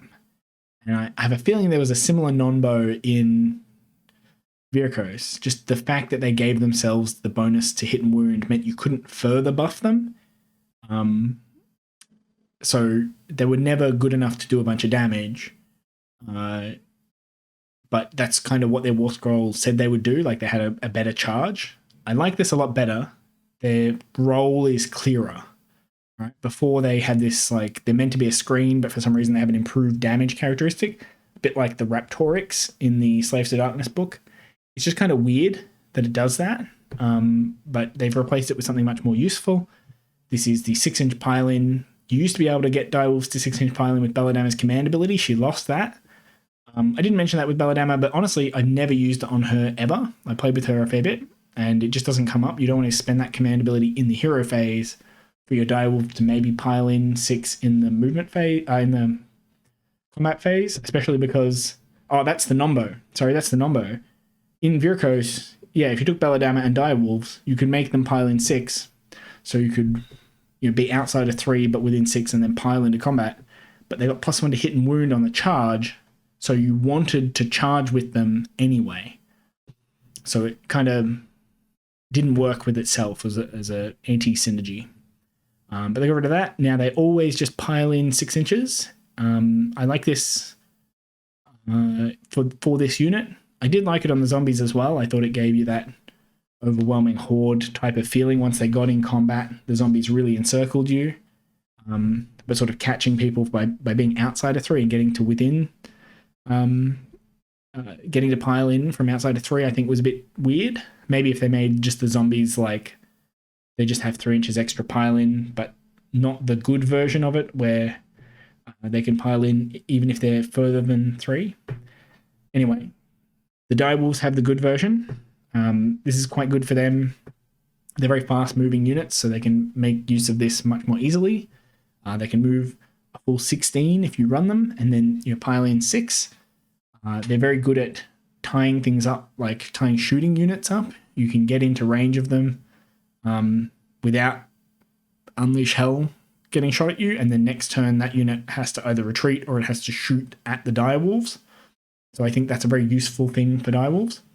Worth noting that even though we can set units up within 3 of enemy models with our Endless Legions, you still can't pile in the same turn. So you can't do the cheeky shenanigans with that. These guys, of course, are Deadwalkers, so you can use the Vhordrai command ability to add, heroic action, to add D3 Direwolves to this unit. I think that's sort of the intended target for that thing. But yeah, they're an excellent screen. I think they're the same as before, 130 points, yeah, just like before. You get a free 10 Direwolves in the Vhordrai army. Yeah, I'm not mad about them. They don't do any damage, but they're not really supposed to do damage. And I think this 6-inch pile-in makes them better at doing their job. Also makes them a better screen. One thing that happens with screens sometimes is that your opponent will pin them. So they'll charge units so that your screen can't move very far. And if you've got a really slow screen like zombies or something and a good unit behind it, you want to kind of get the zombies out of the way, because they only move 4. Often they can't actually retreat because there's enemies in front of them and your units behind them, and they can't move fast enough sideways. Direwolves are a good screen because they can move 10 to retreat, and also in the combat phase, if they charge you, you can move 6 in the pile-in to sort of already start getting them out of the way. So I think that's a neat little thing. It helps them be a better screen, helps them snag objectives, helps them get into range of enemy range units. I think this improves what they do, and when we see the Black Knight Warscroll, sort of differentiates them from Black Knights, which was a problem with the previous book where they were very similar units. All right. Getting through it. A lot of Warscrolls. Felbats. Felbats are 85 points. I think they were 75. And they're now Battle Line in Legion of Night. This is a new addition. They didn't used to be Battle Line in Legion of Night. I think this is thematic. I like it better than Vargheists being Battle Line in Legion of Night. That doesn't make as much sense to me. I think that's like an old world lore thing. Like a legacy from Warhammer Fantasy Battles that Vargheists have an association with Legion of Night. Felbats make a lot more sense to me to be a Legion of Night staple. And they've got some decent abilities. I think they might be pretty similar to before, maybe a little bit better. So they move 14. They moved 14 before. 3 wounds on a 6-up save. I can't remember if they had a 5-up before, but in any case, this is fine. Big advantage of these guys is with the new Deathly Invocation, you can heal a whole model for Felbats. And if you're lucky enough that you've taken like 2 casualties and you're down to 1 Felbat, and they're near a gravesite, you can return a full model. You don't have to roll a d3 and get a 3 or anything. You just get a bat back. And if you're near the gravesite, you get a second bat. So you get whole 6 wounds back, which is kind of nice. Obviously, it's very rare that these units take some damage and don't get just completely obliterated. But your opponent might leave them alone and you get to sort of pick your fights with them because of how fast they move and because they can retreat and still charge later. I think that sort of being able to heal, it's deceptively useful on a unit like this because of what it's doing. Because you don't want your opponent... because your opponent doesn't want to have to pay much attention to this unit. They don't have to devote real resources to it. So chances are the kind of thing that's going to be left dealing with Felbats is not going to do a lot of damage. So a small amount of healing can actually make them a lot more durable because they're not taking a lot of damage because your opponent's not devoting powerful resources to them. We got there. They fly. They have 3 attacks, 4s and 4s, 2 damage. I'm pretty sure this went up from 1 damage. This is still a bad profile. Like, you don't hit anything on 4s and 4s. You have no rend. But 2 damage makes them a bit more fearsome than before. The hunger, I can't remember if they had the hunger before, but in any case, they heal now, which is, it's beneficial because of the nuance of Deathly Invocation, only returning models if you're not wounded. So being able to heal off those wounds gives you a much higher chance of returning a model. So I think the hunger is a really beneficial rule for something like Felbats to have. And they got 3 wounds each, so there's a chance you actually heal a bit. You only have to get 1 of these through to heal the 2 wounds, so that's kind of neat. Single-minded ferocity. This unit can still charge. It can retreat and charge later in the turn. That's a really nice rule. I think when I think of this, I think of like the Furies that can retreat instead of fight. Having retreat and charge is another one of those really, really useful things where maybe the Felbats were in combat with something to pin it and your opponent didn't want to devote any resources to killing them, so they mostly piled away from the bats. Maybe they take some damage, they heal up, bats don't need to be there anymore, they can fly away, contest some objective or charge a shooting unit and eat up the Unleash Hell. In general, I think this is a really neat ability for a unit like this to have. Unit with 14 move and like the sort of position that it fits in. Lots of armies have these, like prosecutors and stuff like that. I think the worst thing about Felbats is just how much the models cost. The points are fine, the unit's actually fine. I like that they're fully summonable now. They used to be a weird unit in that they were summonable, but you couldn't return them with Endless Legions because Endless Legions was specifically Deathrattle and Deadwalkers. These guys are not Deathrattle or Deadwalkers. So yeah, they were sort of in a weird space, but now you can get them back. So that's really nice, especially, again, this type of unit that moves really, really far, getting 2 bats back out of a unit of 3, and then just being able to move quickly and screen stuff and pin things and do whatever with them.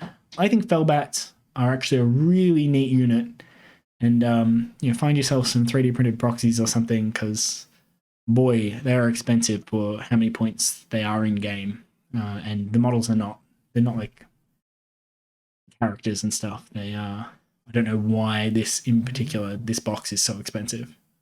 I am missing one little bit. I keep interrupting myself.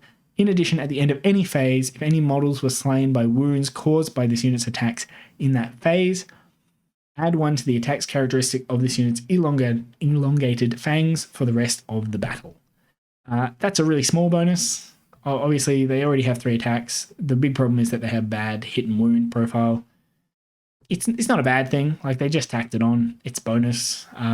Maybe against like low armor enemies, the Felbats might score a lucky few hits. And yeah, I can plausibly see this accidentally rolling quite well and doing a fair bit of damage to some low armor, backline units. So I like that they're a bit more fighty, but you never need them to do fighting, and they're still quite cheap.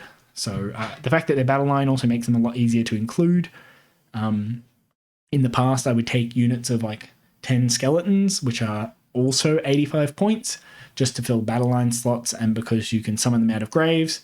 Well, now you can do the same thing with Felbats. You can just include them to fill in your minimum battle line, and then you can still summon them and move them around much more quickly and stuff. I think they're a really good alternative, and they just got a little bit better.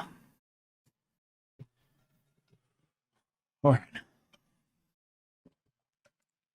How far through are we? We're going to check. This is dragging on.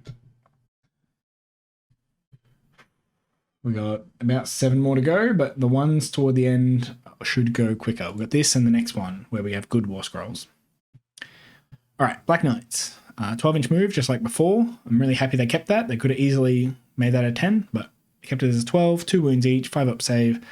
Sad they didn't increase the armor save. These guys used to have essentially the 4 up. They used to have like a 5 up with the Crypt Shield rule in Legions of Nagash, and they lost that.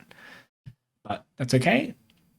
2 attacks, 4s and 3s. This is what it was before. 2-inch reach. I think it was 2-inch before. Exactly the same profile. Mount, they get +1 attack from the leader. They've got the stupid standard bearer. They get the good horn. The minimum 6-inch charge. This is really nice on a unit with 12-inch move, because a lot of battle plans, you will start 9 inches away from the center, which means you're 18 inches away from your enemy. And that incidentally means if they put a unit right on the front, you can put your Black Knights on the front line immediately opposite them. You can move 12, and then you'll be exactly 6 inches away from them.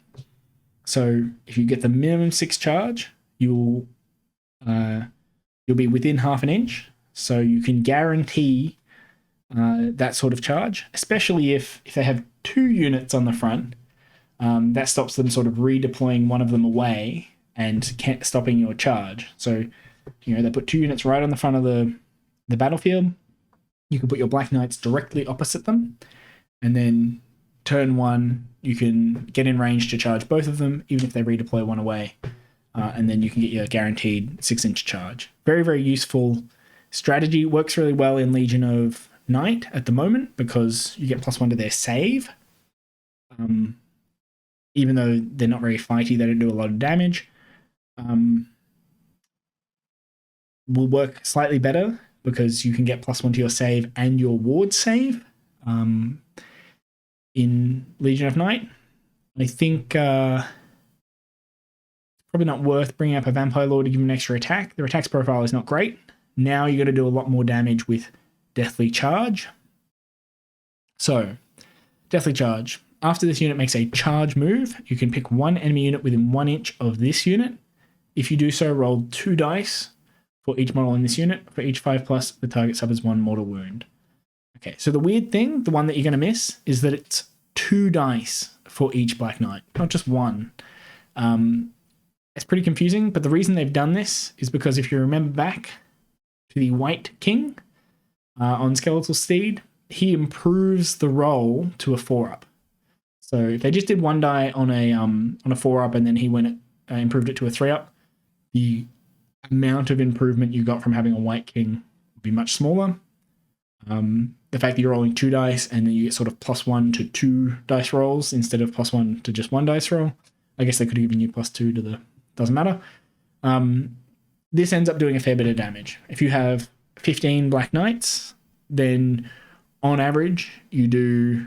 what's that? You roll 30 dice. You do 10 mortal wounds. And if you've got the Wight King, you do 15 mortal wounds. So if you have the Wight King, each Black Knight on average does 1 mortal wound. You can do quite a lot of damage, right? And you can get 15 if you're playing Legion of Blood. I'm pretty sure Black Knights still come in 5s. Black Knights, yep, 5s for 110. That's quite cheap, in my opinion. So you can take 15 in Legion of Blood or even just 10 in Legion of Night.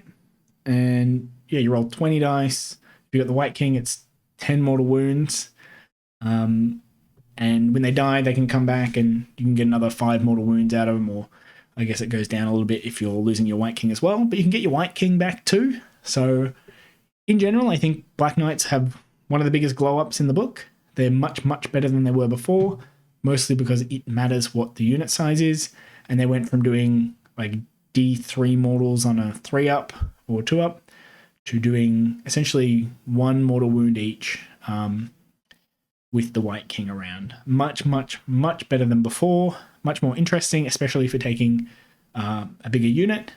They also have a good version of this. They don't all need to get within 1 inch. So you can just tag a thing and have most of the Black Knights. They can really be anywhere else. You just need 1 Black Knight in range, and then you can do all the damage to that one thing. So if they've got like a single character or something, you could potentially charge the unit of Black Knights into something else and just have 1 Black Knight touch the character, and then you can do all the charge damage to that one character and then use all your attacks to fight the other thing. I think this is very good, and I think that turn 1 charge would be a lot more valuable, considering like you're rolling every movement phase to get units back. The sooner you have something in the grave, the more likely you are to make use of that early roll. So it's not so bad to be charging these in turn 1 and just getting that big 10 or 15 mortal wounds right on turn 1. You could be trading quite efficiently doing that and then using your Endless Legions thing to sort of make up the losses. Very big fan of Black Knights. I really, really like the models. A lot of people have a lot of them lying around because of the old sort of start collecting boxes. And a lot of people have the Wight King because of the slightly newer start collecting box. Yeah, I think these will show up a fair bit. I think they're quite good, and they benefit from a lot of abilities. Like in Legion of Night, you can charge in your opponent's charge phase. You could keep your Black Knights behind your unit, behind your screen, like a zombie screen. They charge the zombies. The Black Knights counter charge. They take a bunch of mortal wounds. They're mostly fighting zombies. The zombies die. They take more mortal wounds. Like, I think there's some good plays. I think this unit will be quite valuable to have in your list.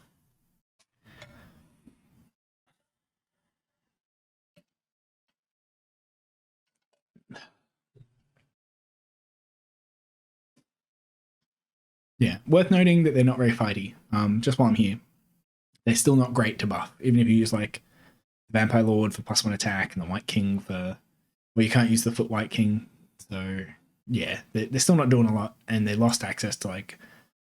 Mannfred used to be able to run up with them and give them +1 to hit and wound, and then Mannfred could like leave if he got charged. But yeah, I think they changed a little bit. They do a lot more with just this.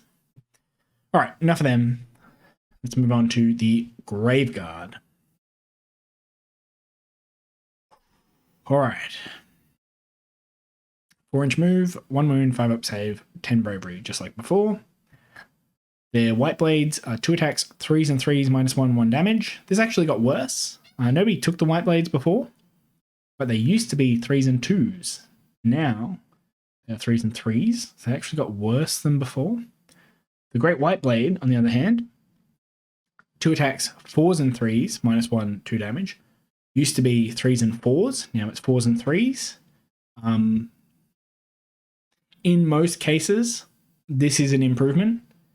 In specifically this case, because they have a bonus on their to wound roll, you're better off getting more hits and less wounds. So this is actually, for Graveguard specifically, kind of a nerf. But at the same time, I'm pretty sure these are 1 inch at the moment, and they've gone up to 2 inch, which on 25mm bases means you can fight in 3 ranks in Graveguard. So you can have a unit of 20 with, I think, 7 across the front, then a row of 7 and a row of 6.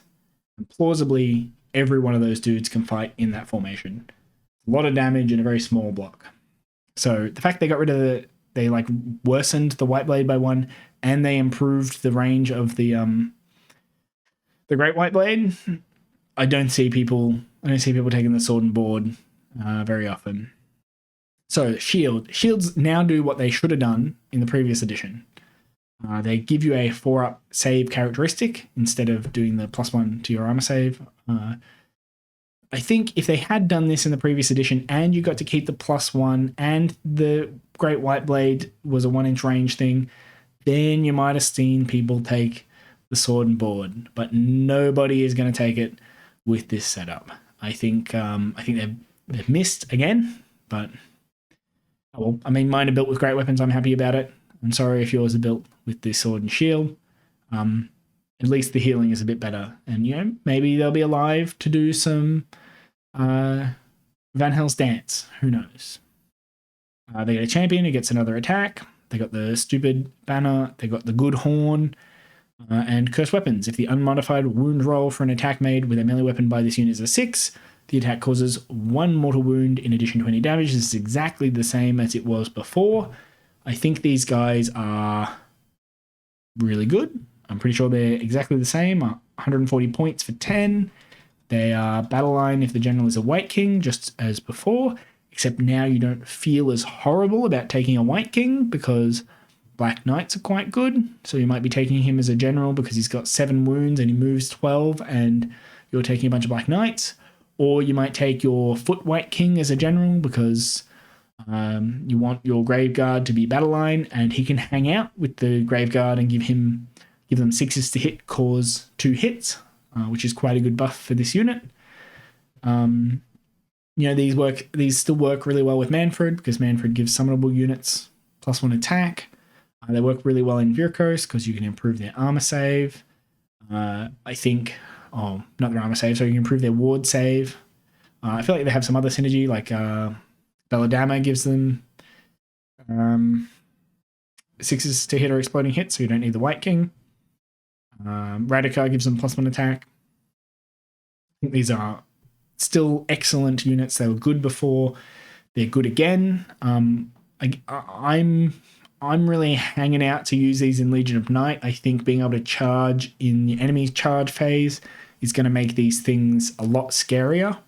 You're going to be able to like protect you're going to be able to set up these awkward situations where if your opponent sort of charges anything, you're able to countercharge with a very powerful unit, and suddenly your opponent is taking on a lot more than they thought they could, or a lot more than they wanted to.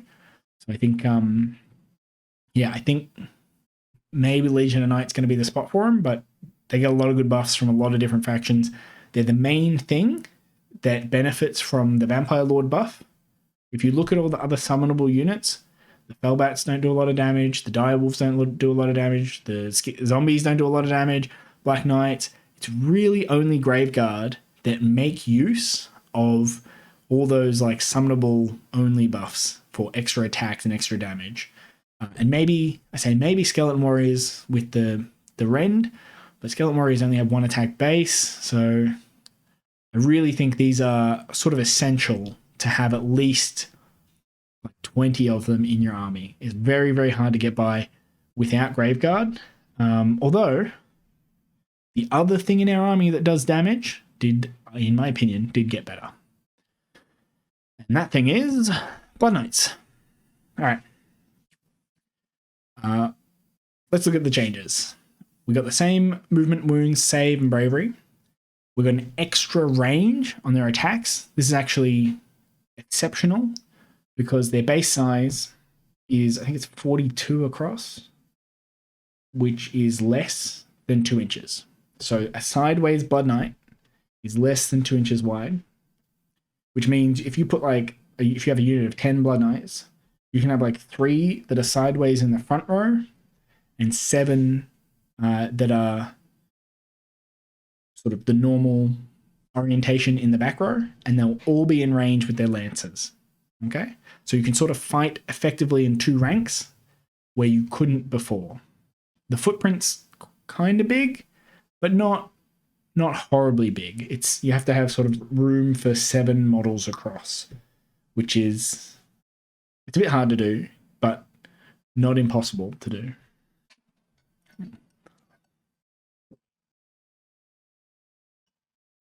I think that was one of the big issues with Blood Knights in the past, was the concentration of damage. You couldn't get enough damage into the same space because you used to have room for 10, and you have to have 2 activations. So they wouldn't hit hard enough in one go. So being able to have that range 2, that alone is it's a really understated buff, but a very important buff for this unit. It also just helps with piling in such big models and stuff. You'll just get more attacks more often. It's nicer. Still 3 attacks, 3s and 3s, -2, 1 damage. So they went up to rend -2 all the time. I was honestly just expecting them to put this on the charge, but we have it all the time. This is absolutely enormous for the army because it lacked rend so severely. And we've got bonus rend on Mannfred, we've got bonus rend on the Vhordrai, on Neferata, and now we've got it on the Blood Knights as well. There's a lot more rend. The Black Knights do more mortal wounds. I think the zombies will, in practice, they'll end up doing a fair few mortal wounds. I think this army has a lot more that it can do about high armor saves than it used to be able to. It's a lot more fighty and can stick it out in ways that it didn't used to be able to. And I think, just going through the history of the book, Legions of Nagash, I think, had a very wide playstyle back on the big board. And now we've got a smaller board. You can't avoid your enemies as much. You can't run them around and split them up. You've got to be really punchy and really fighty. You've got to be able to trade and scrap. So I think the previous book failed to do that. The current book has dudes that are a lot more durable and a lot more punchy and will fare better in that back and forth kind of combat. So I'm really excited for this profile. It seems like a small thing, but an extra range and an extra rend, I think that's what Blood Knights needed. They get horse attacks. The horse attacks are all right on this unit, but I don't know, the main event is the Lancers. They get an extra attack on the leader. They got the Stupid Banner. The Stupid Banner is actually all right on a unit with a 3-up save, but I still detest rolling dice like that. I think this is nicer. It was always lame when you killed a model and you had 2 wounds on your Blood Knights and then you healed one of them. Because you so frequently don't get to use this ability at all, I think that the fact that it'll basically always be 2 wounds, I think it makes up for the fact that you have this weird problem where you'll charge with your Blood Knights, deal a bunch of damage, take some damage, and then you won't get to proc the hunger like you used to. I think the fact that every time it does proc, you'll heal for the full wounds sort of makes up for it. It's still a bit awkward, but without making the rule way too long. This is neat on these guys because I got a 3-up save, so healing is pretty valuable. Riders of Ruin. Let me think about this one. This one changed a bit, and I think it's a lot better.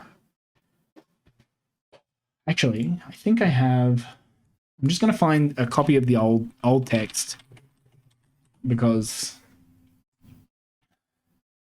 it was a dog's breakfast before. It was really, really bad.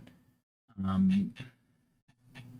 not really bad in the sense that it was not usable, but poorly written and poorly constructed as a rule. Okay, Riders of Ruin. In your movement phase, if this unit is within 3 of an enemy unit, you can make a normal move. Okay, so you have to start within 3 of the enemy unit to do it. That's a big problem, right? You can't use this ability if you're not. I mean, you kind of can, because you could make a normal move anyway if you're not within 3. So it's not clear whether this rule is saying like you can use this ability if you're within 3, or just you're exempt from the restriction. Like in your movement phase, you're exempt from the normal restriction, saying that you can't make a normal move if you're within 3. You might think I'm being sort of like what's the point of that semantic difference? But it makes sense for the rest of the criticism. So if it makes a normal move, or actually if it does this thing in particular, it can pass across other models with a wounds characteristic of 3 or less, in the same manner as a model that can have fly. So immediately, in my mind, I think this needed an FAQ and didn't get one.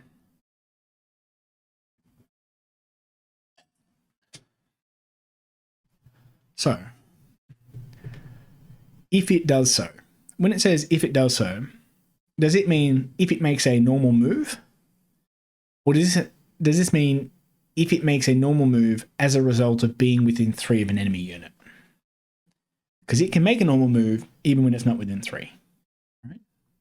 So that semantic thing makes a difference, because only if you're doing that kind of thing are you allowed to pass across models with a wounds characteristic of 3 or less that do not have a mount.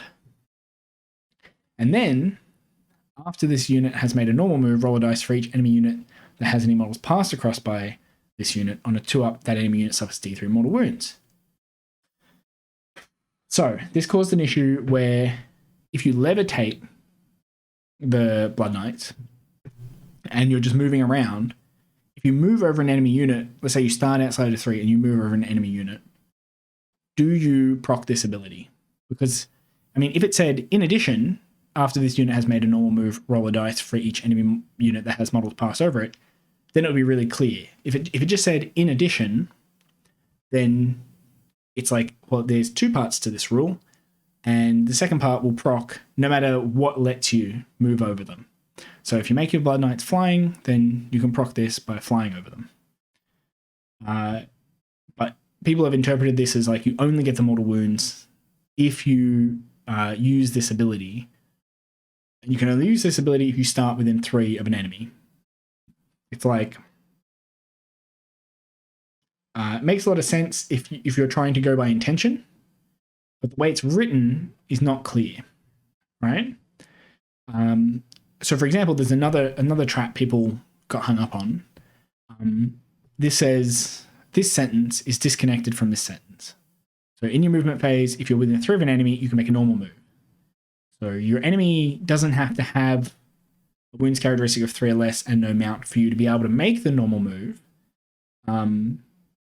But it does have to have that for you to be able to pass over them. It's a bit confusing.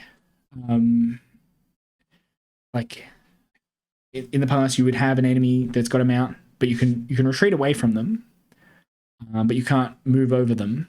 But let's say you levitated, so you started within 3 of them, and you can still retreat from them or still make the normal move, and then you can pass over them. So now you did start within 3, and you did pass over them, but they just don't meet this characteristic. Do you do the mortal wounds?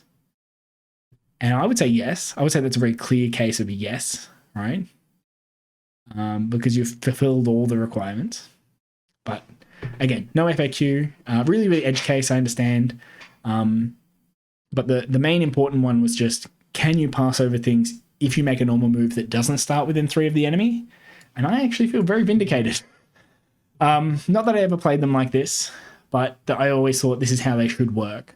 And this is how they do work now.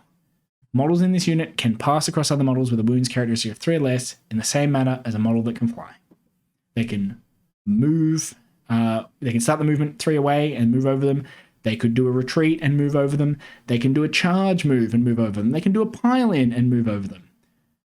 Fantastic. This is much, much better. This is a big improvement over the old Riders of Ruin in terms of the clarity and simplicity of the rule. The last one had lots of little nuances that made it a little confusing to learn, and sort of a bit rules lawyery if you wanted to get technical about it. This one, very, very clear. Also doesn't have the stupid restriction about enemy units with mounts. So now you can move over Chaos Knights and things like that. After this unit has moved, roll a dice for each enemy unit that has any models passed across. On a 2-up, that enemy unit suffers D3 mortal wounds. We still have this FAQ question about if you levitate them and then move over them, do you get to do mortal wounds to things that have a wounds characteristic of more than 3 wounds? I think that's a pretty clear yes to me. But you know, I'm fine either way. It's not really a combination worth doing. You're not gonna bother casting Levitate on your Blood Knights just so you can do D3 mortals to something that flies over. In general, I think this works even better than the previous one. I know the previous one lets us retreat and charge, and that is a really powerful ability. But before, often what you'd be doing is you're in combat with something and you just don't have enough damage. So you would retreat out of the combat you're in and then charge back into it just to get the charge bonus. And that felt a little silly. Now you don't do that, but you just do more damage while you're in combat. So I sort of think it's okay that we lost that. And we're much punchier on the charge. Like we do a lot more than we did before when we're on the charge. And we can also do mortal wounds from just moving around. Worth noticing, does this do this in the charge phase? Across other models with wounds characteristic left. After this unit has moved, roll a dice for each enemy unit that has any models. Ooh. Does this work on pile-in? So can we can move over them and then move back and do D3 mortal wounds and then charge and sort of go over them and come back and do D3 mortal wounds and then pile. Surely piling in doesn't work, but it works on moving, it works on retreat and run, and it works on charge after this unit has moved. Oh, these guys are so much better than they used to be. That's really nice. I mean, it doesn't work, doesn't get better with the more, if you take a unit of 10 Blood Knights, and you know, yours attacks only have range 1, so you're probably still taking these in a 5. But I think range 2 lets you take them in a 10 if you want to take, like I think in Castelli, you might take a list with 3 units of 5, 1 unit of 10, and Vhordrai. And then you use Vhordrai to buff the unit of 10. You use the small units of 5 to sort of get kills and start the buffing engine. But this is really neat. This makes me sad that the Castelli ability only procs off attacks, the Might of the Crimson Keep, because this is a good way to do extra damage if you can move over them and charge into them. And I got to check the rules on this, but if you can do it when you pile in as well, I have a feeling piling in doesn't work, but yeah, you can squeeze a lot extra out of this than you could before. And it always felt weird. I think it felt weird having like them charge into you, and then you would like run off and do damage to them, or you would like charge into them and come to a stop, and then next turn you would walk over them. Like cavalry makes more sense if you hit them and go past them and do the damage, which is what you can do now. Like you can walk all the way up to them and then charge over them and do the damage as you charge over them. That seems more thematic and makes more sense to me. Yeah, I got to check this. If that works on a pile-in, these guys are a bit busted, to be honest. You can take a lot of them and you can proc mortal wounds like this all the time, every combat phase. They're very durable, so they stick around and they keep doing it.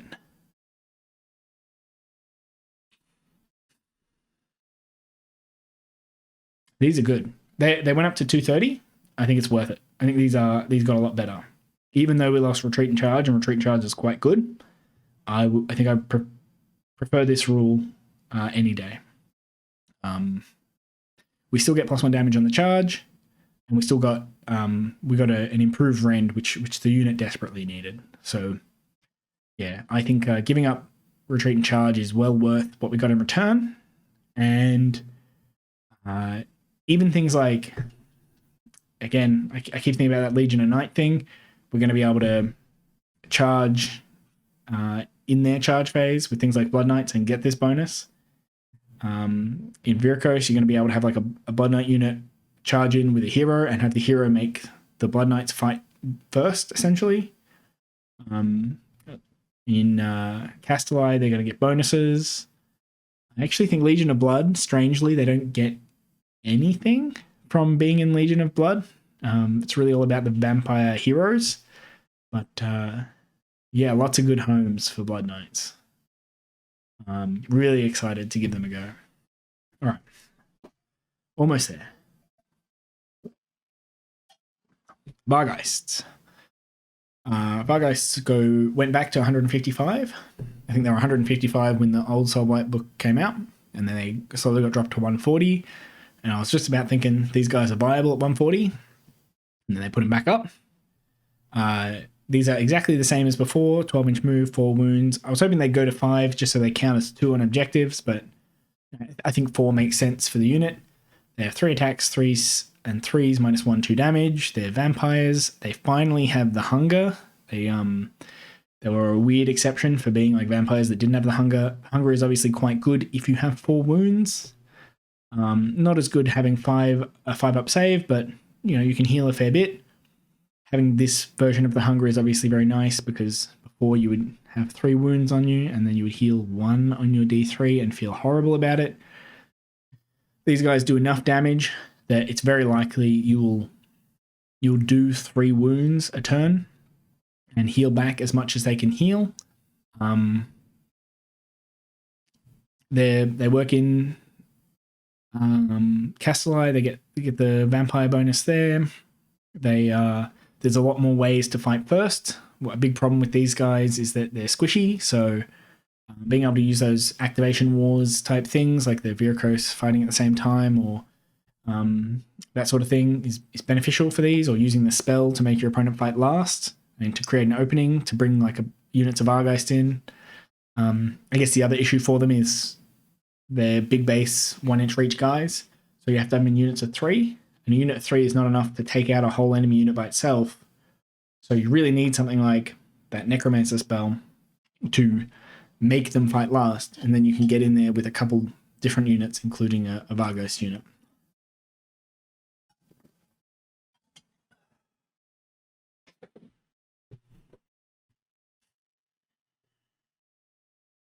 All right. They kept Death's Descent. I think it's exactly the same. They get put in reserve and they come in anywhere 9 away. I think that's a useful ability. Useful the cheaper they are. It'd be like more useful almost on the Felbats, but I guess Felbats are summonable, so you can kind of do that anyway. The fact there's only 3 of them means they can fit in really tight spaces. They don't get any charge bonuses. Unmodified 6s to hit are 2 hits, so they nombo with like Belladamma. I don't know, not too much to say about Vargheists. They're the same as before. I don't think you'll see many. Maybe in the Vengorian list because they're now battle line in Vengorian, and that's quite thematic. It also modeling wise makes sense for them to be battle line in Vengorian, because if you want a bunch of Terrorgheists, you can go out and buy the Feck Start Collecting box. I'm pretty sure that's still around, and the Feck Start Collecting box is like the Terrorgheist, 3 Vargheists, and a bunch of ghouls. You can like sell the ghouls or convert them to zombies or something. But you can make a very quick Vengorian list using it. Moving on, the Terrorgheist. This thing is 300 points. Where are we looking? Terrorgheist. 300 points. Zombie Dragon also 300 points. Battle line in Vengorian still. They remembered to put single there this time. There was a moment there when the Soulblight book came out and it didn't say single. Everyone was like, oh my god, you can take a unit of 3 Terrorgheists. Thankfully, it says single. I'm pretty sure these things are bad. They only have a 4-up save compared to like the Blizzard getting the 3-up. They only have 14 wounds. They get 3 attacks on the Maw. I think this is the same. I'm pretty sure the Ren's the same. They kept the Gaping Maw thing. If you roll 6s to hit, it does 6 mortal wounds. not a bad ability, but you only have 3 attacks, so it's swingy.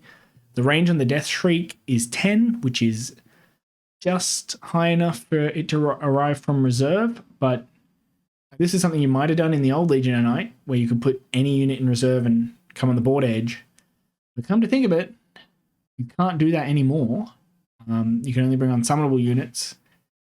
And this guy isn't a hero, he's not a vampire, so he can't teleport using Swift form. So he has to like actually move around to use the Death Shriek.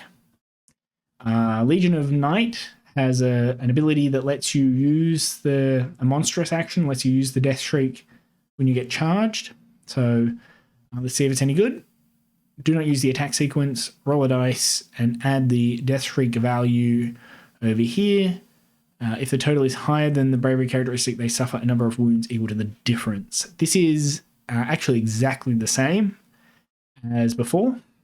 It wasn't great before, and I think it's still not great now. I'm pretty sure it had 7 attacks on its talons. Actually, I might be remembering that wrong. I think the dragon had 7. Maybe the Terrorgheist had 5. I have a feeling it had fewer claw attacks, so it might have got another couple attacks there. When it dies, it does D3 to each enemy unit within 3 of it. I don't think you take this. I think it's just bad. This is the thing I always find confusing about the Vhordrai sort of list. If you're playing a Vengorian, just go play Feck.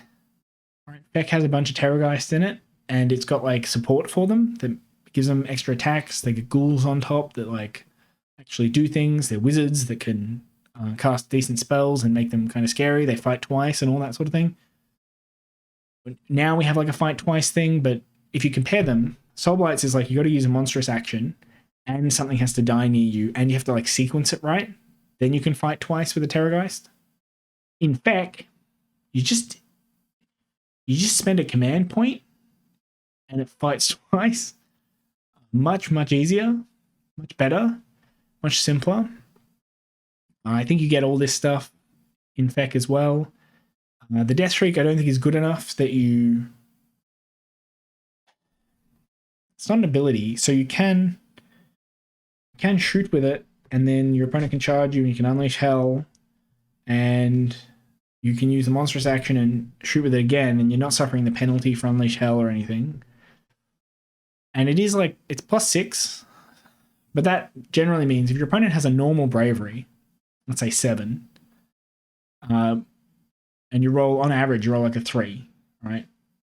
So you get a 9, you do 2 mortal wounds. Right? It's like no damage at all. These things are rarely good, and we lost. In the previous editions, this book had things like in Legion of Blood, your enemy would have -1 bravery standing near you. Your skeleton warriors would give you -1 bravery if you stood near them. We had reanimated horrors in the previous edition. There's no penalties to bravery, so like this, the bravery bomb thing had more support and was bad in the past, and it's just getting worse. These could be like 200 points or something. These are so much worse than they look. The 4-up save, it's just bad. Don't take it. And I think same for this. This I think has there's slightly more reason to take one of these than to take the Terrorgheist. So Pestilential Breath has a bit longer range. It's very swingy. It might do something, it might do nothing. They've got a similar sort of attacks profile. I'm pretty sure. Yeah, so we've got D6 damage and Ren 2 on the Fanged Maw here. We've got flat 3 and -3, so I prefer this profile. The only thing is the Gaping Maw ability makes that Fanged Maw pretty good. In like you roll that 6, it feels good. You don't have that here, but you do get Terror. Terror is very consistent, right? Your enemy can't use Inspiring Presence, so it magnifies the damage this thing does just by like showing up and getting into combat. I think that's actually a powerful ability, and it might be worth taking one, except that if you're going to take a zombie dragon, you probably just take the one that has a vampire on top. It's literally another 140 points, and you get more than 140 points worth of stuff. So I just can't see it. During deployment, instead of setting up this unit on the battlefield, you can place it to one side and say it's in reserve, and it comes down 9 away. I think that's new. It's the same as... I don't know. I never used these things before. Might not be new. But it's bad. The Warscroll is not good. Just take the Vampire Lord on Zombie Dragon. It has the Terror ability anyway. It has more attacks. It has more wounds. It has a better save. It's a wizard. It's got a Warscroll spell. It's so much better to take the Vlosid than it is to take the Zid. So don't do it. Don't do it. Coven Throne. Coven Throne there's a set of these models. Bloodseeker Palanquin, Mortis Engine. I think these are all bad. I'll quickly go over them. The main reason they're bad, 12 wounds and a 4-up save. They're very squishy. The damage profile... Oh, this went up to 2 damage. This used to be 1 damage, I'm pretty sure. So this actually is a bit more fighty. Does more damage than before. Still not a ton, but definitely more than before. It brackets much better than before. It used to have a bunch of poniards. I think that used to be 8 attacks, and it used to bracket.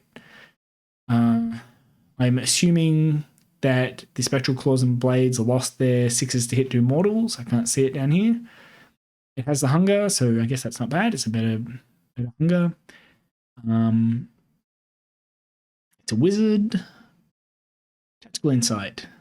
This unit can issue the same command up to 2 times in the same phase. If it does so, each command must be received by a Soulblight Gravelords summonable unit. No command point is spent the second time this unit issues that command in that phase. That's not bad. It's like 3 command points. Have to be used on summonable units, but that's all right. How much is this thing? Coven Throne. 275. That's pushing it. Scrying Pool. If you take the first turn in the current battle round, you can attempt to cast 1 extra spell in your hero phase of this unit. If you take the second turn in the current battle round, you receive 1 extra command point. And of course, this uses command points fairly efficiently. All right. That's a much cooler effect. This used to be like reroll 1 to hit, wound, or saving roll once per turn or something. This is much more interesting as a scrying pool. Undying Servitude. Undying Servitude is a spell that has a casting value of 7, a range of 12. Pick 1 enemy hero with a wounds characteristic of 6 or less and visible to the caster. They take D3 mortal wounds, and if they're killed, the Blood Kiss is back. You get to add a Vampire Lord to your army. All right. That's fun. It's flavorful. It's beautiful, and it's really bad. This is never going to happen, but it is very fun. We used to have the Blood Kiss. I mentioned this in the second edition sort of Battletome review. The Blood Kiss is a really fun, flavorful rule. You get to make Vampire Lords, and they got rid of it. It's back. It's still bad. I'm happy that it's bad. Like, it doesn't need to be good or anything. I just think it's fun that it's in the book. I own one of these. I magnetized it so I can do all 3 of these things, and they're all bad. I still don't think this is worth taking. This is a cool effect, but 275 points. I just don't think it does enough.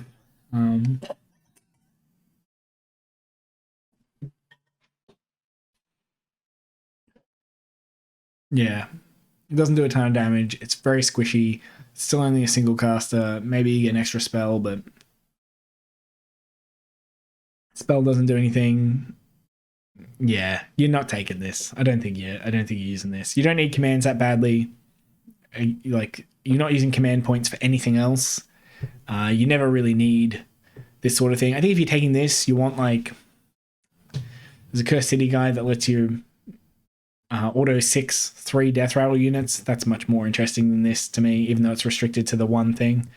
It's okay, but just it needed to be on a dude that cost 100 points. Like, if it was one of the Virkos heroes, like Ivya, that just had this, I think that would be neat, but I ain't taking it for 275 points. Same sort of profile here, same sort of damage output, a bit less because you don't have the handmaidens, just the queen. This thing, I'm so surprised they didn't retire, because what this is, if you look at the model, this is the Coven Throne. It's got the like vampire queen and 2 handmaidens, and then like some scrying pool on the front. This thing has like the big reliquary at the back and the book at the front for the Necromancer with all the ghosts. This thing is like, you kind of did both, right? You had the queen and you had the, I guess that's the scrying pool, or no, wait, is it? Or is it the book? In any case, it's like you made your Coven Throne and then left the handmaidens off. Or you put the reliquary back on it instead of this like decorative shade cloth thing. Yeah, it's like you got confused halfway through making the Coven Throne and the Mortis Engine and like mashed them all together. And they're like, yeah, that's a different model. Really surprised they didn't retire it, because if you modeled it up this way, they could have just said, oh, it's a Mortis Engine, or oh, it's a Coven Throne. They could have made all 3 of these into one thing. I'm really surprised this thing continues to exist. Anyway, here it is. It doesn't do much damage. It doesn't take much damage. It probably also costs 300 points, I'm thinking. Bloodseeker Palanquin, 310. Okay. It's a wizard. It's Wail of the Damned brackets. It's got hunger. The first time an enemy hero is slain by an attack made by this unit for the rest of the battle, add 1 to the attack's characteristic of friendly weapons used by friendly vampire units while they are wholly within 12 of this unit. And you can carry out 2 different heroic actions with this unit at the start of your hero phase instead of 1. Wow. That's a really cool bonus that you will never access, because you have to kill an enemy hero with this garbage. I mean, that's cool. Get an extra attack to all your vampires within 12 forever, and carry out 2 heroic actions with this unit. That's quite cool. I like that buff. This is the unit. I mentioned this earlier. This has the worst instance of buy an attack made by this unit. Why buy an attack? Look, it has a spell called Blood Siphon. Blood Siphon is a spell that has a casting value of 6 and a range of 12. If successfully cast, pick 1 enemy hero, within range and visible to the caster, and roll a dice. On a 1 or a 2, the target suffers a mortal wound. On a 3 or a 4, they take D3. On a 5 or a 6, they take D6 mortal wounds. Imagine you've got your hero, you've got him in your sights, he's got a couple wounds left, and you use Blood Siphon, and you kill him, and you don't get the Promising Concoction ability.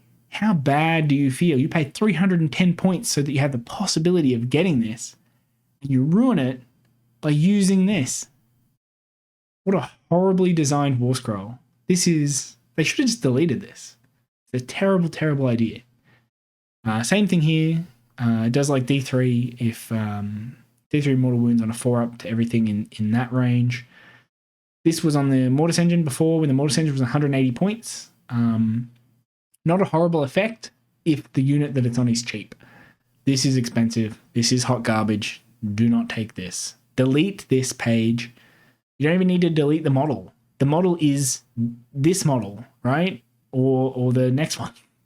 Just delete this page. We don't need a Bloodseeker Palanquin. Mortis Engine. It's got a garbage combat profile, even more garbage than the other 2, because there's no like vampire on it. It's 230 points. All these are behemoths, by the way. So I guess you can sort of, if you're in the 1-drop and you need to fill in 300 points, you can put him in that behemoth that's not a hero slot. Very squishy. Has the Wail of the Damned, just like the previous thing. The Reliquary. This one's a bit more interesting than it used to be. Each time a wizard casts a Soulblight Gravelords wizard casts a spell that is not unbound, or unbinds a spell, or dispels an endless spell, place a counter beside this unit up to 6.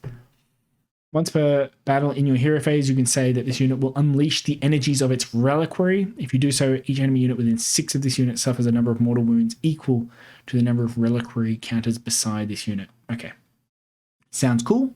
You charge it up. It's a bomb. It does like 6 mortal wounds to everything. You don't even have to roll. That's so good. Except that you do it in your hero phase. So your opponent really has to put themselves to be within 6. If it was within 12, like I put myself in 12 of a Wargog Prophet without realizing it every second game I play against Big War. If it was within 12, it might be all right. But the fact that it's within 6 and you do it in your hero phase, very easy to avoid.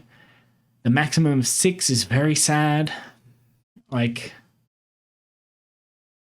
if this thing was a wizard, or if it could unbind spells, and you could just stack this up to infinity and you could use it to like within 12 or something. You could pick a thing within 12 instead of like hitting everything. Or you could do it in the combat phase or something like that. So you could like charge it in and then blow it up like it's a ship filled with explosives. This could have been really cool. I would really like, if this just said combat phase actually, and this maximum was either higher or not there. You could charge this thing up, like you could get Nagash surrounded by a couple reliquaries, and he casts a bunch of spells, and they all go up to 6, and you charge them all in, and they all explode. This would be fun. The way it is, I'm pretty sure it's not usable. Your opponent will just kill it because it is squishy, and they have to get very, very close for it to work. So 230 points of doing nothing. Let's see if Nexus of Death Energy can save this Warscroll. Each time you pick a Soulblight Gravelord summonable unit wholly within 12 of this unit using the Deathly Invocation battle trait, you can heal up to D3 plus 3 wounds allocated to that unit instead of 3. Or if no wounds have been allocated to that unit, you can return a number of slain models to it. Okay, so you add D3 to your Deathly Invocation. I don't think that helps. That happens 5 times a game, and most of the time your units are full health anyway. It lost its +1 to casting rolls. The old reliquary was easier to use. It just gave you like a double tap on Wail of the Damned and like you got a powerful version. The only problem with the old Mortis Engine, for 180 points, the old Mortis Engine was actually takeable. Only problem was that the like double tap, the reliquary blast, didn't work against death. All they needed to do was delete one line, one word on the previous Warscroll, and it would have been happy. This thing, I've got this model. It's just going to sit on my shelf. Goodbye. You are not very good. Nagash. Oh my god. I know he's the last one.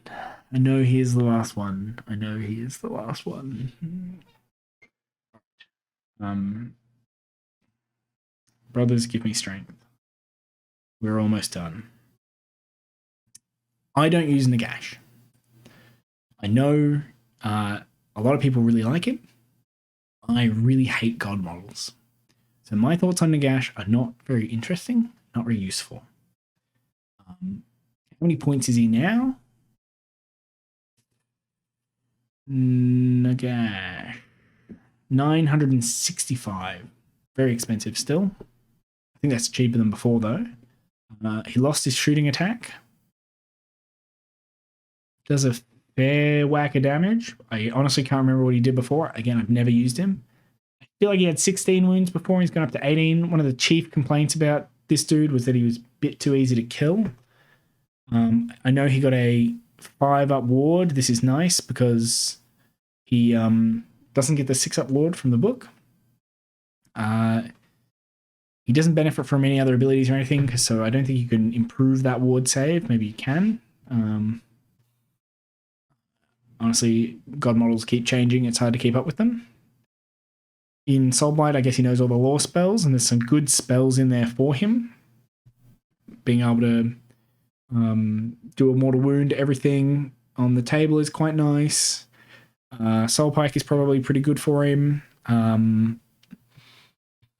Vile Transference is nice to know, but not take up a slot. You know what I mean? Like, you don't have to pick it as a spell. He just knows it. So if you get in a situation where you're up against a Gargant and you can deal like 10 mortal wounds to him with Vile Transference, excellent.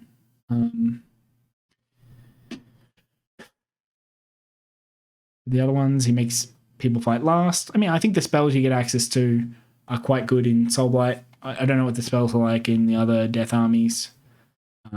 He's a general. I'm pretty sure he also lost the 6s to hit to a mortal from the Spectral Claws and Daggers. I don't know why he cast 8 spells and not 9 from the 9 books. Somebody will have to fill me in on why that's the case. He gets +3 to cast. He heals 3 or recovers 3. I can't remember if the Deathly Invocation used to say you couldn't stack it with Invocation of Nagash. I feel like they got rid of that. I think that's a smart move. I don't know why it was ever an issue where you're like, I'm going to take this 1,000-point unit and I've got a rule in my book that says you can't stack these 2 things that bring back like 3 models with a 5-up save.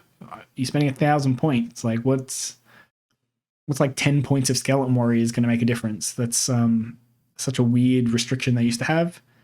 You get the 5-up ward on death units. That's quite good. You can, I imagine he's better in other armies, but it's nice being able to have a 5-up ward on Blood Knights or a Vlozid or really anything. The 5-up ward is very good in death.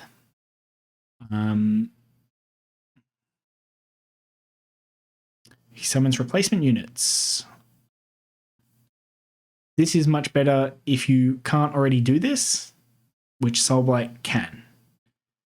I don't think Feck or Ossiarch or Nighthaunt bring back replacement units at half strength. And we specifically have this. Replacement units cannot themselves be replaced. So doubling up on this ability is a non-bow. And just like I finished saying about the Invocation of Nagash, it's weird. You spend 965 points and you just don't get to use both your abilities. This sort of makes sense, I think, just from an accounting perspective. So you can't, you have a 60-man zombie unit and bring back 2 30s, and like that's hard to keep track of. But yeah, that's a big non-bow for Soulblight in general.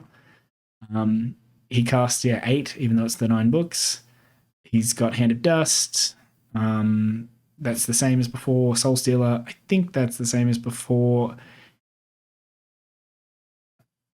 Yeah, I have a feeling that's the same. Might have been 18. No, I think it's 24 before. That's pretty good. I think the best thing about taking him in Soulblight is probably the spell laws that you get access to. Maybe you could stack some. You get the 5-up ward, and then you take the Viracos faction, and you take Torgilius and the Olfankani Phylactery or whatever, and you just have like a 5-up ward everywhere, or 4-up ward even. I think you get +1 to your ward save on summonable units, so you can have like Skeletons or something, or Graveguard that have a 4-up ward. That might be quite good. Like I say, I don't have too much to say about Nagash. I'm not going to use him. I really don't have a lot of time for God models. Maybe I will one day. I've always found Nagash kind of awkward to look at since I don't play the other death armies, and this to me looks like a bunch of arcane bolts, like 6 arcane bolts and this. Or 5 arcane bolts and Mystic Shield, Hand of Dust, Soul Stealer, but you're probably out of range and all this other stuff. Now that you have good spells, he's probably a bit nicer. And they're, in particular, you have longer range spells. Unfortunately, they're all the bonuses are on unmodified 9-ups, so you can't power out all the bonuses. But yeah, I think Nagash is better. I think he's more takeable. I think this is a really good ability, much better than like the 4-up ward against mortals with the Reflect. I think you much prefer just a 5-up ward all the time and 18 wounds. Probably makes him playable, even at whatever his points are, but you'll have to ask somebody else because I don't know that much about him. All right. I think that's probably enough for now. I've got the Cursed City and the Warcry and Underworld's warbands to do, but it is late. I am tired. I got no sleep last night, so I apologize if if my speech was a bit choppy and wasn't as interesting as in the previous video. But hey, this is mostly just me reading through the book, and if you get anything out of it, that's gravy. So realistically. Thank you to the one person who's watching, and yeah, I'll be doing another video for the Cursed City and Warcry and Underworld stuff. There's a few things in there. I initially thought they would all be bad, but they're not. There are some really powerful units in there, and there is actually a really genuinely broken combination, which will probably get FAQ'd. So, sort of keen to talk about them. I normally don't like them. I don't, just the same way I don't like God models, I don't like them. Given what we saw with these Warscrolls, I think we're in a much better place. I think zombies have a more clearly defined role. They're not like fighting for a damage role with Graveguard. So zombies have a better role. Direwolves have a better role. Black Knights have a better role. Blood Knights do their job better. Skeleton Warriors, I think, got better. Necromancers, I think the cheapness makes them better, and their better spells got better, right? The not having to use command abilities is a big buff. For the like Vampire Lord, the Wight King being useful is really good. Both the Wight Kings being useful is really nice. You know, we lost some really good stuff. Mannfred, my poor dude, he lost his buff. He lost the teleport in the combat phase. That's really sad. But I think what we've gained, is a lot. Right? Initially, I checked all the things. I checked to see if the things I liked were there, and they weren't. But when you look through it, you find all these new things they've added, and I think they made some really smart decisions. I think this book is a big improvement. If I had to say, out of all the things in there, like hits and misses, I think the Vengorian Lord was a big miss. But everything else, all the other Warscrolls I looked at today, maybe like Ivya, Kritza, and Anikka. I don't like these models anyway. Not models. I don't like these units in the previous book, but I think they could have done something useful there. I think those are a bit of a miss. But there's so many of them, I can look past that. But yeah, that Vengorian Lord, and I guess the Terrorgheist and Zombie Dragon without the Rider. Yeah, there's still some duds in here, but they're mostly the things that should be duds. I like the Coven Throne and the Mortis Engine. I think they're trying to phase that model out. That's fair enough. It's very old. I'm not sure they really sell it in anything anymore. It's like probably just running down the stock, and then they'll get rid of it eventually. So yeah, I'm happy with it. I think we got better stuff. I think the army improved. I'm excited to get put some Felbats and some Black Knights in my list, and to see the new Blood Knights in action, and try out the new zombies, and the sub-faction abilities are so much more interesting than before. I think they're much better. So yeah, initial reactions to the book have been mixed, but I think give it time, people will like this book more than the previous book. And take it from somebody who has spent, however long this video is, plus 4 hours. Yeah, this is a 4-hour video as well. You know, I've spent 8 hours reading this goddamn book. I think it's there. I think the value is there. And if you like Soulblight, it's a good time to be a Soulblight player. I think the theme is showing through better. The vampires are better. It's all onwards and upwards. So yeah, good stuff. All right, that's enough for this one. I'll make that other video as soon as I can. Hopefully with a bit more sleep. All right, cheers.